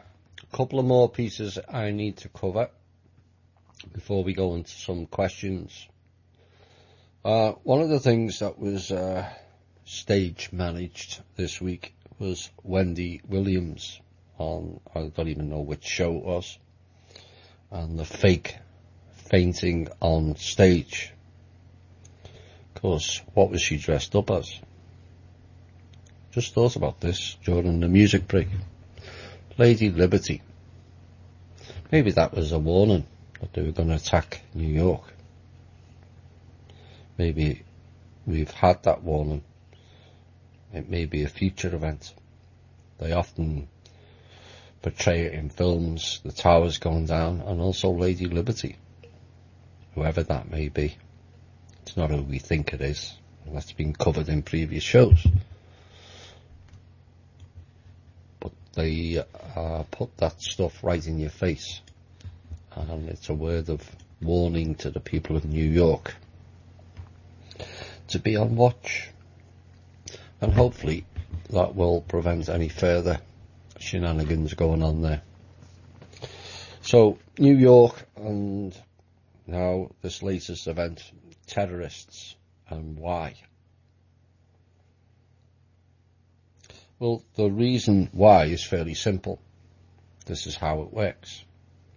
Because for over 70 years, America has invaded 81 countries that were for strategic purposes, removing governments, claim lands and resources, and ultimately then use the anger of those people to set up and fund terror groups. With the people they have left with nothing, and then who are then offered inducements to form a group to attack the country who left them homeless, jobless, and losing family and friends.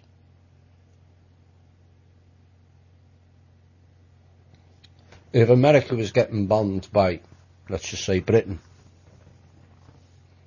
wouldn't you, if you had no home, you'd lost your job, you'd lost family and friends, wouldn't you want to go and attack Britain? It's the same thing. They don't know, or those people don't know, that it's nothing to do with the people. Some will have worked it out by now with the power of the internet.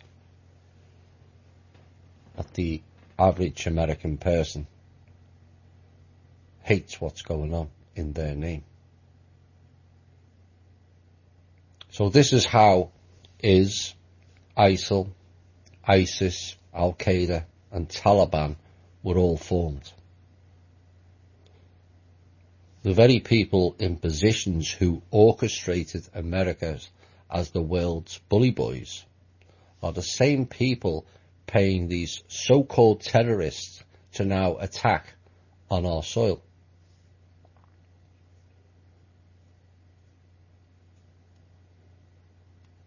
So, yes, you people with your badges of dishonour.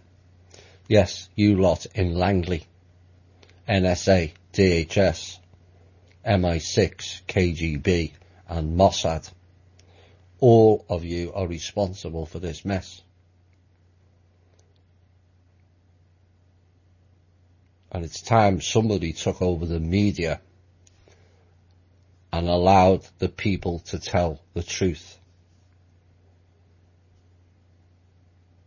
So the previous story where Trump may not out former presidents, that doesn't sit well with me at all.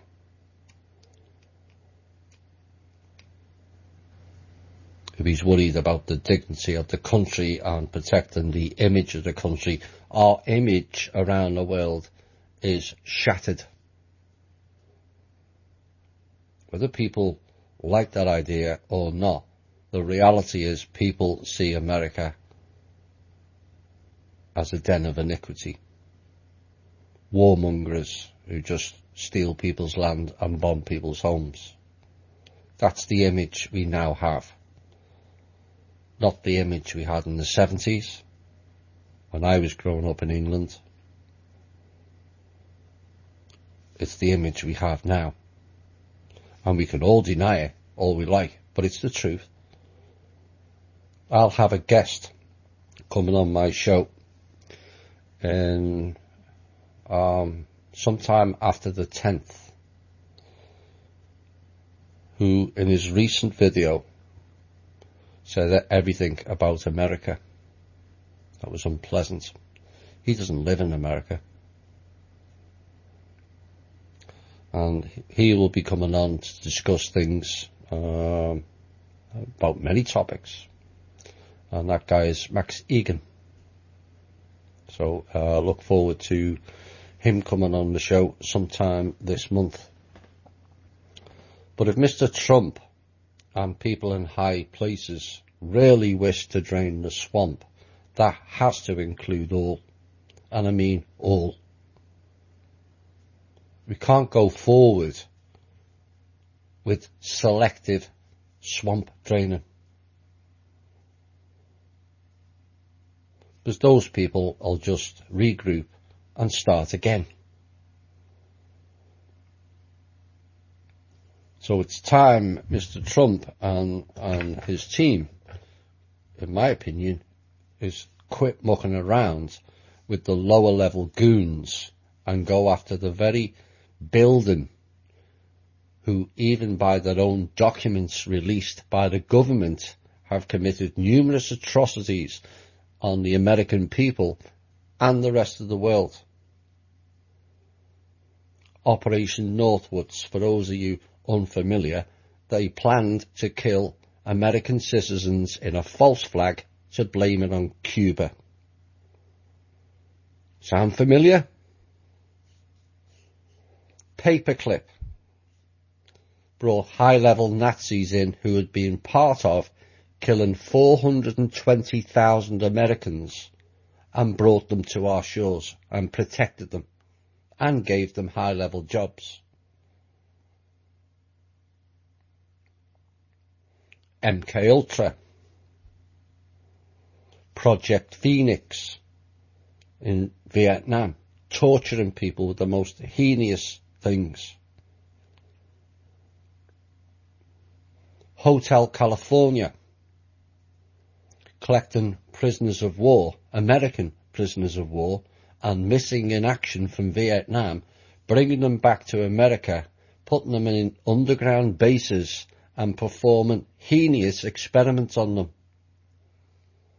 whilst telling their families they were dead.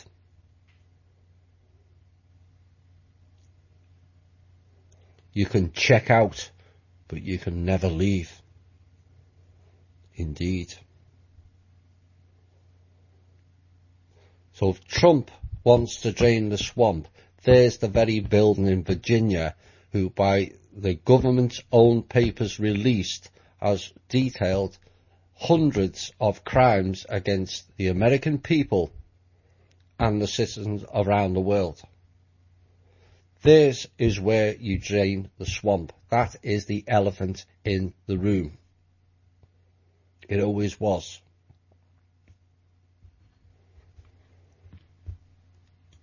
Time for some real action, methinks.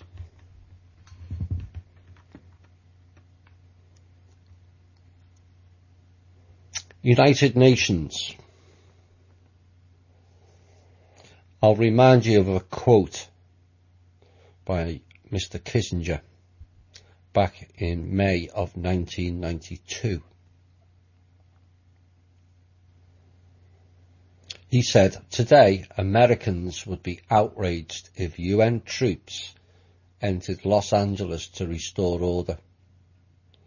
Tomorrow, they will be grateful." This is especially true if they were told there was an outside threat from beyond, whether real or not. that threatened our very existence. It is then that all peoples of the world will pledge with world leaders to deliver them from this evil. The one thing every man fears is the unknown. When presented with this scenario, individual rights will be willingly relinquished for the guarantee of their well-being granted to them by their world government. Henry Kissinger, 1992. This is the same guy who called the American military top brass pawns. Oops. You're just pawns. Well, it's time those pawns got off their backsides and came and rescued this country once and for all, and rid people like the Kissingers and the Bushes and the others, so we can get on with our lives. But this week, and this is a word of warning, on Saturday, Antifa, another arm of the very elephant in the room building, yes, it's them again, the ones who created Black Lives Matter, the ones who are now funding the Crips, now known as MS-13, the ones who are now funding ISIS. You don't need me to tell you that. Various governments around the world have told you who's funding ISIS.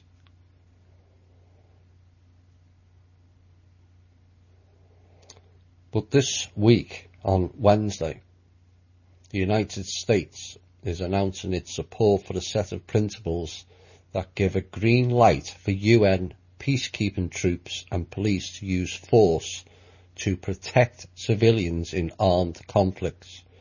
US Ambassador Samantha Power told a high-level UN meeting on Wednesday, focusing on the responsibility to protect civilians, that the United States was proud and humbled to join 28 other countries that have pledged to abide by the 18 pledges. UN peacekeepers from these 29 countries are required to act in cases where civilians are in danger. The Kigali principles are designed to make sure that civilians are not abandoned by the international community again, she said, recalling how UN peacekeepers left Rwanda before 1994 genocide and Srebrenica before the 1995 massacre.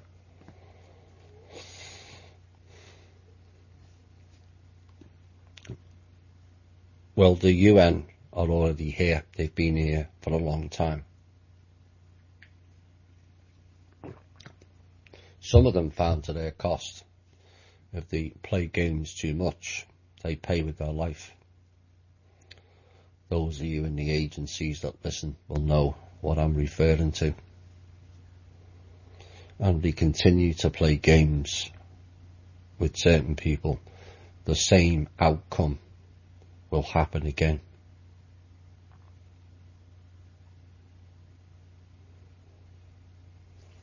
We don't want or need UN troops on our soil, and it's time the military saw it as an act of war and removed them once and for all. Because what you'll find is those countries have a load of Middle Eastern people in the UN so-called peacekeepers. The same ones that we've bombed into oblivion. That's a recipe for disaster, is it not? So, if any Americans are listening to this, don't go anywhere near any Antifa protests or whatever else they're calling it. They're going to stage events there. that if it gets out of hand, which is what they're trying to do, they'll bring in the UN. That's what they're telling you. Stay away, don't engage, and be safe. There's a lot of fun and games. I'm not going to sugarcoat this show if it's not there to be sugarcoated. If there's good news, I'll put it out. If there's not good news, I'll put that out. Because we need to know what is going on as much as possible. There's a lot of bullshit on the internet now. This show has proven to have information that's largely correct. Over time, virtually most of it has been proven correct. Sometimes it just takes a little bit longer. But we have to be aware of what's going on. We have to be aware there's UN so-called peacekeeping troops. They're not peacekeeping at all. They're doing the bidding for the Rothschilds. Et al. The Bushes are in with the Crips, now known as MS-13.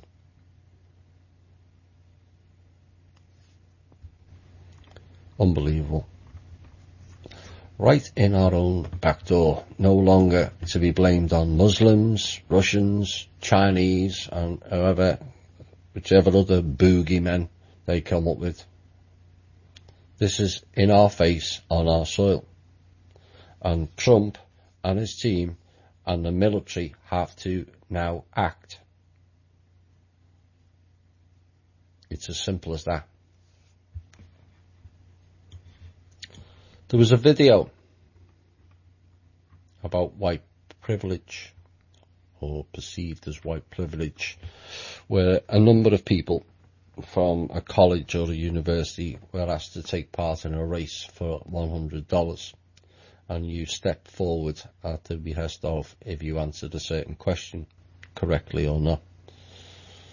Did your parents pay for this? Did you have this, or did you have that? And people kept making steps forward, and there was a load of, largely, I have to say, black people left. But the idea that the whites are privileged is wrong. None of us are privileged. Only the elites and their satanic minions in Hollywood are privileged. Let's get it right. And they're not all white people either. Like the story before about the white slavery, the black slavery, and their involvement. If we're going to get out of this mess, what we're in, the biggest thing that has to change is the mindset. This is where we, the people, lack a mindset that things will just magically change overnight. We're all going to ascend and everything will be inch perfect, and we're all going to live happy lives with prosperity packages and Nasara. It doesn't work that way. Could it work that way? Yes. Would it be beneficial? No. Because we have to learn to think and act differently going forward. So the perception of white privilege could be seen as being correct. It's all about perspective, isn't it? But the idea that the black community have no money when it's awash with money from drugs. I know some people won't like that idea. Oh, you're stereotyping. No, it's not stereotyping. It is what it is. Too often we've hid behind political correctness. It is what it is. There's a lot of drugs in a lot of the black communities. There's a lot of crime in a lot of the black communities. There's a lot of ghettos in the black communities, when there's no real need for ghettos anywhere. It's about taking pride in your own community. The same applies with the Hispanic people and the Mexicans.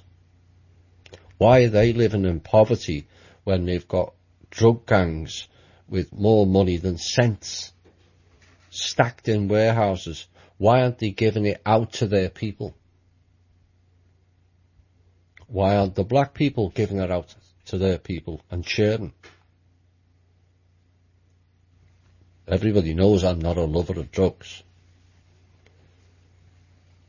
But if you're going to make vast amounts, and bear in mind, 60 to 70% of cash in this country is due to drug money.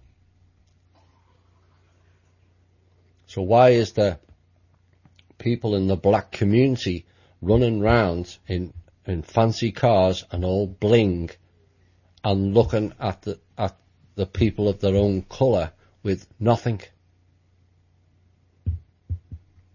Isn't that what the cabal do? They collect everything and keep it to themselves and bugger everybody else. The Mexicans and their gangs, the Hispanics, it's not just Mexico, it's Puerto Rico, it's Colombia, it's Venezuela, it's Honduras, Guatemala, all awash in drug money, and yet none of it goes to their own people. Yet again, just a few collect it. That's no different to the cabal. That type of behaviour has to change, and that can only come from us. So it doesn't matter what colour you are. We're all showing examples of copying the cabal behaviour. Make huge amounts of money on drug dealing or whatever else it is, and keep it to yourself. Well, why don't you improve your own community and your own people?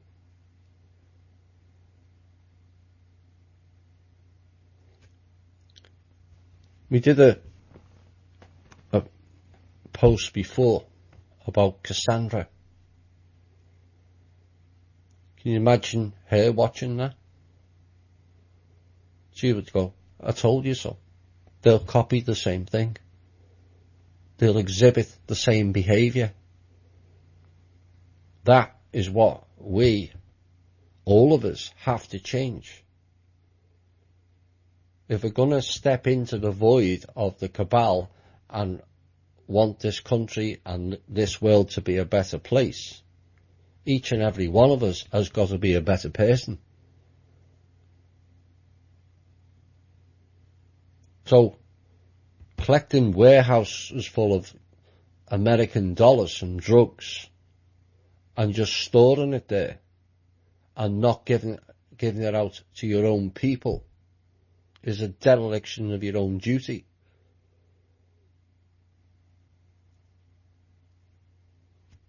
Those people who have the big money from the drugs, be it black, white or Hispanic, had an opportunity to share that wealth around, but chose not to. The cabal have an opportunity to share that wealth around, but chose not to. Is there any difference?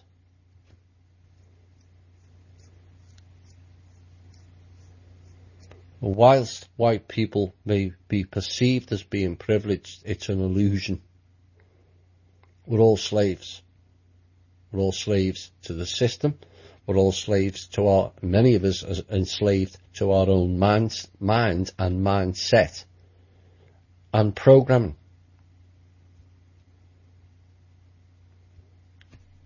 If we want a better society, we have to change the mindset of how we operate. The military have to change their mindset once they've cleaned house, that war equals money.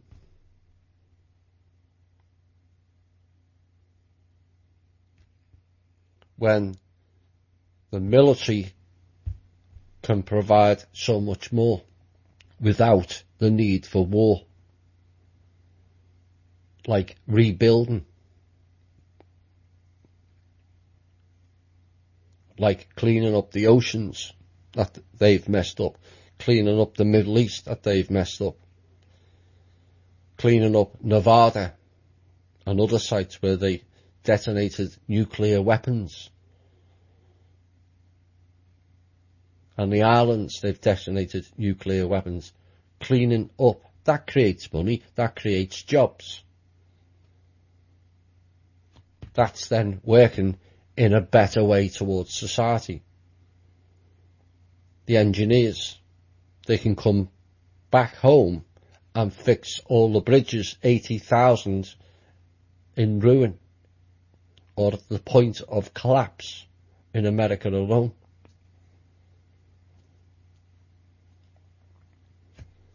You have to change the mindset. And in my opinion, that's going to be our biggest hurdle going forward. Like I said previous, the cabal could step down at midnight tonight and nothing changes.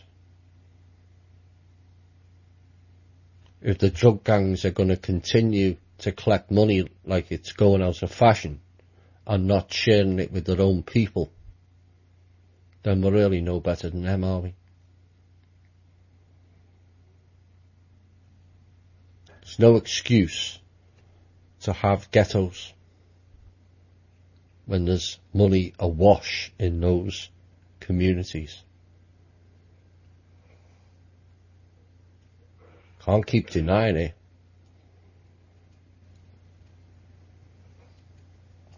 So, white privilege is to a point, but it's also white people who are paying the price.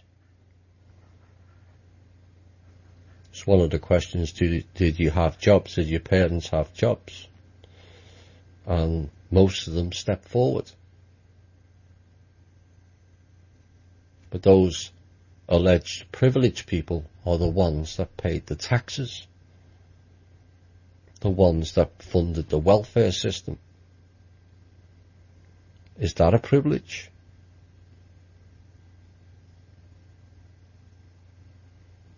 Now, one of the great things about America is its diversity. To make America great, that diversity has to increase, and we have to come together as one. Not perceive that white people are privileged, or that black people are just slaves. Because the reality is we're all slaves, unless we change the mindset.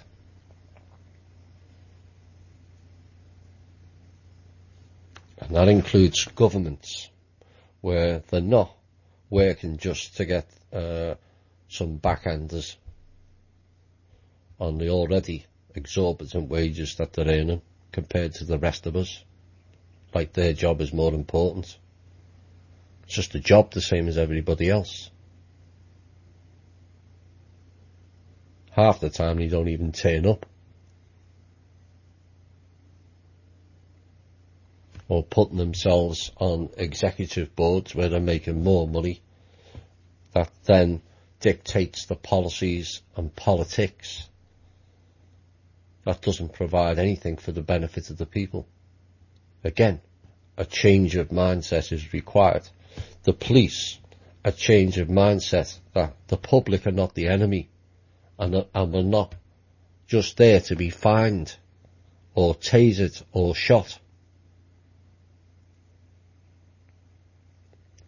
A change of mindset is required right across the board.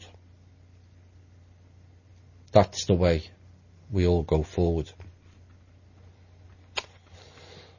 Right, that went on for a bit longer than I thought, but Maybe some people found that helpful. Maybe some people didn't like it. Maybe some people thought it was racist. No, it's not racist, it's facts. Can't keep denying the truth because it may upset a certain colour, whoever that colour may be. If things are not right, they have to be said as not being right.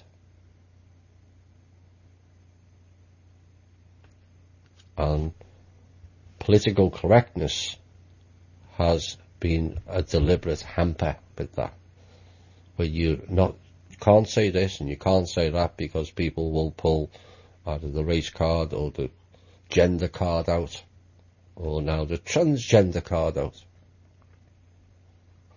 It is what it is. If people are not acting in the right way, it doesn't matter what colour they are. What matters is it has to be fixed. And we can't carry on the way we are and wanting things to change by doing the same things. I would like to see more of the many, and I know there's loads of lovely black people who work hard for their community. Go and support those people. There's no need for your town to be a ghetto. None whatsoever. All it takes is a few dozen people going round and cleaning up and showing a bit of pride in your area. Same applies to the Hispanics. Same applies to the white regions where it's not too tidy. Show pride.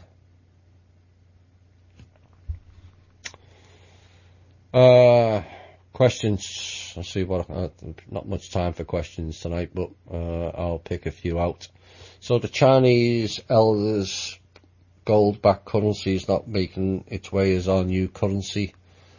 No. That's the RV, and it's bullshit. They're trying to pull it again tomorrow. It'll fail again. Complete and utter waste of time, like Groundhog Day. Which is the positive group, the white dragon or the red dragon? Answer, neither. They're both a pile of bullshit. Period. I've said this before. There's only three there's only three real dragon groups. All of them are or were ran by the reptilian group, not the Draco, the reptilian group, back in time. Even the Red Dragon himself, Mr. Ambassador, fake ambassador for that, admitted that the head of the group was a reptilian. The White Dragon group is Neil Keenan, Benjamin Fulford and some unknown Japanese guy. 3 people, it was all a ruse. There's no ninjas, nothing.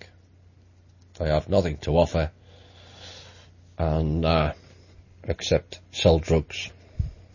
And I know certain people won't like that, but it's true. You want to go and check Neil Keenan's criminal record in the 1990s and see what he was done for. Maybe that's why it's called the White Dragon. It's the White Powder Dragon.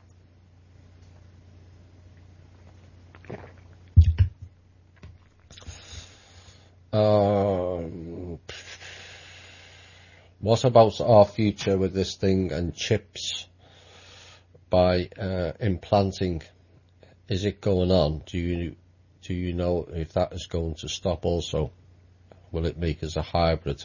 Looks like it goes on and on. That's their ultimate goal. That's what the Cassandra letter tells you. You'll get a cybernetic future unless we all stand up and say we're not buying it. I suspect, and I don't know this to be 100% true, I suspect they will use it on Social Security one day. Let's hope it doesn't go that far and we shut it down, because the choice of not getting Social Security and being implanted will be hard on some. But these are the type of things that these clowns will do. Of course, you had the idiots in Wisconsin or Michigan, that company signing up for it, and people in Sweden volunteering for it. Yeah, come and have an implant under your skin. You'll be able to open the office doors by just swiping your hand. Really. And that takes, that saves you about 2 seconds of your life, but in the meantime you've got a chip that you've no idea of its capabilities stuck inside you for the rest of your life. That may decide to, like a warranty on a washing machine or a dishwasher, it implodes the day after the warranty expires. We've all seen that. So hopefully it won't go to extreme choices. Maybe that's what it needs to wake a whole heap of people up and go, you know what, I've had enough of this. Question, I'm a bit surprised to hear that the Rothschilds are still attempting to influence the House of Lords, as I thought, as you stated in a previous show, that they were being rounded up and under arrest in a number of countries. Well, that is still ongoing. To get to the bigger ones takes a bit more force.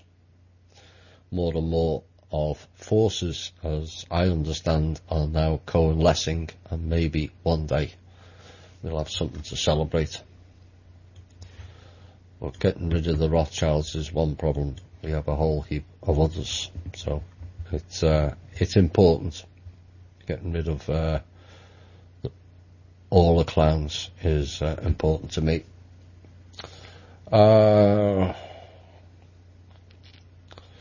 We are approaching that time of year again, November the 11th, of remembrances of our fallen in the armed forces during the various conflicts. On such remembrances, I think we should perhaps include the fallen of both combatants in the conflicts, inclusive of our opponents as well as those of our own nation.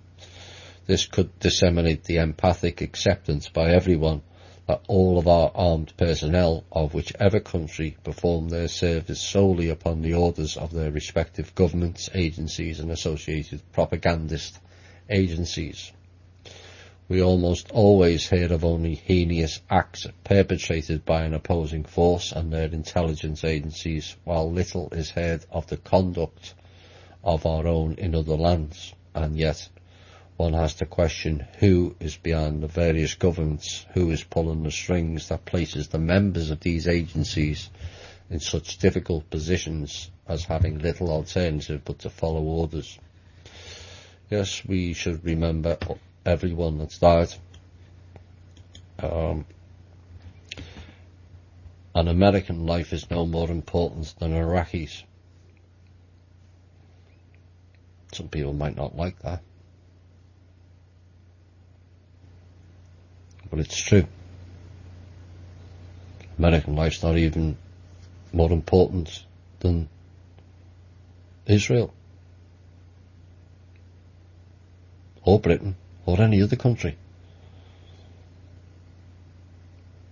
On the day we have the peoples of all countries feeling empathy for the dead, no matter which country they're from or which religion they choose to be ruled by, is the day humanity have stepped into the adult world.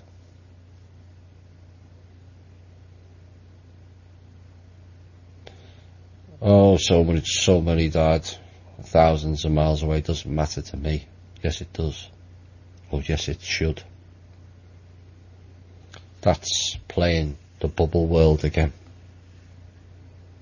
thinking it can't happen to you.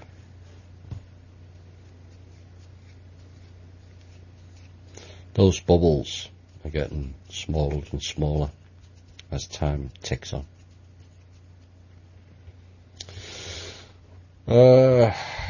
What is planned for November 4th? Keep hearing something's going to happen, and Philadelphia is one of the cities that would be involved. the group, which has no formal organisational structure and is best defined as a tactic associated with protesting against the threat of fascism, which is ironic, has largely been blamed from everything from the deadly mass shooting in Vegas to covert collaborations with the ISIS group, now called Antifa, is apparently plotting a civil war in the United States that will begin on November the 4th. Yes, that's most of the rhetoric being put out by Alex Jones and his sidekick, Paul Joseph Watson, I have to say. They like to beat war drums. Antifa has to be watched because they were part of the Charlottesville Fun and Games. The protest, or the meaning of the protest, is completely irrelevant. Like Black Lives Matter, it wasn't about Black Lives Matter. It was about organised protest, staged events to cause incidents that they're hoping will be escalated so we get to a point where they roll out UN troops. And that's why I'm asking people not to engage. Maybe find out or follow some of the ones who were in the protests home and then ask them kindly who paid them. That's the real value of being an activist. You don't have to be violent, you just have to be clever. Who put them up to it?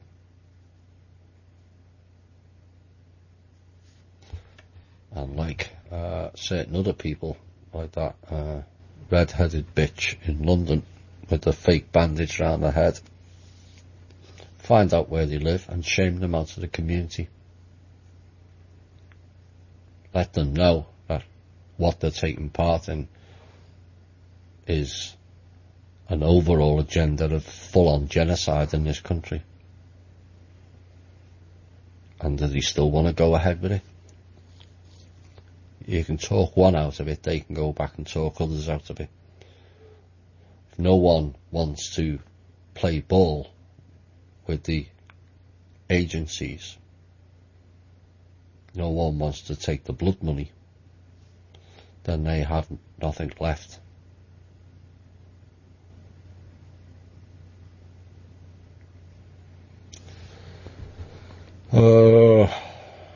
Catalonia, sorry about that, Dan. I'll have to leave that for another week as time's run out.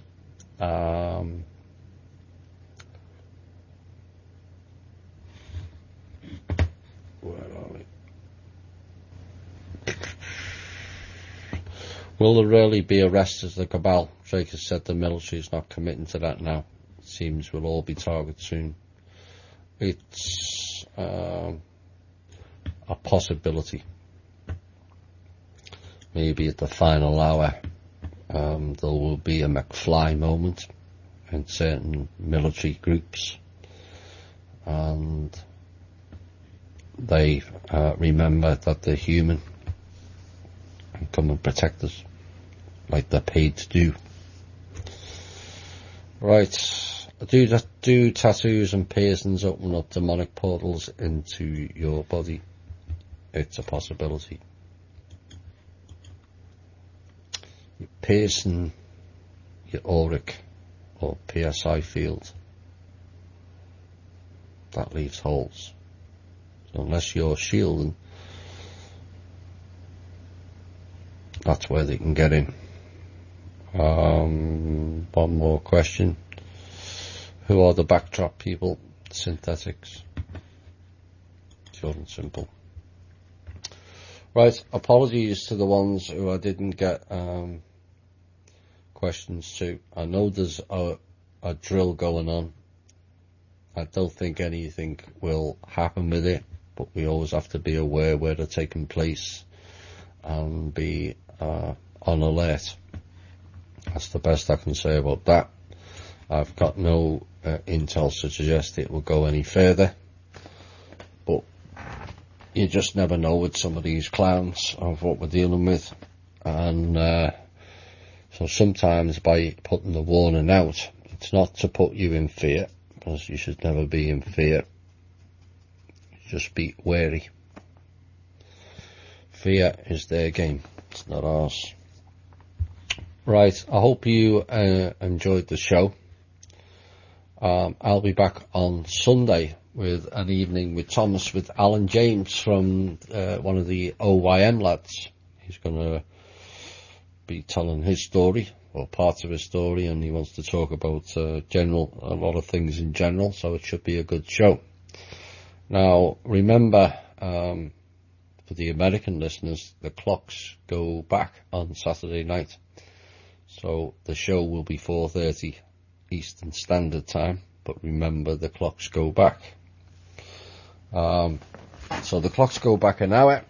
I'm going to honour Drake and put my clock back 2 weeks. I know he likes that. So we'll be back on Sunday.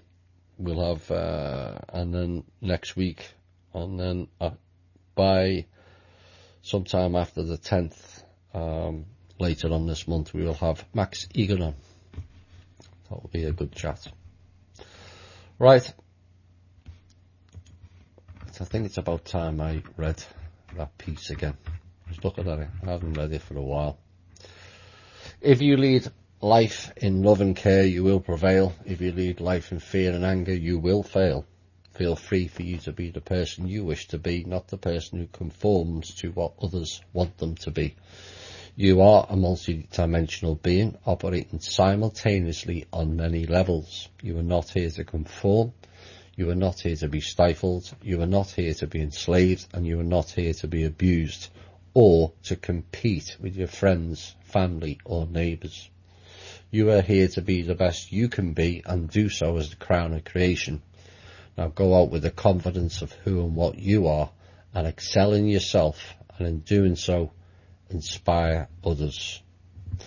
And always remember, everything you ever wanted is on the other side of fear. This has been the Truth, Honour and Integrity Show. My name's Thomas Williams, and we're going to leave you with another song from the Mighty War, The Story of the Blues. Bye for now.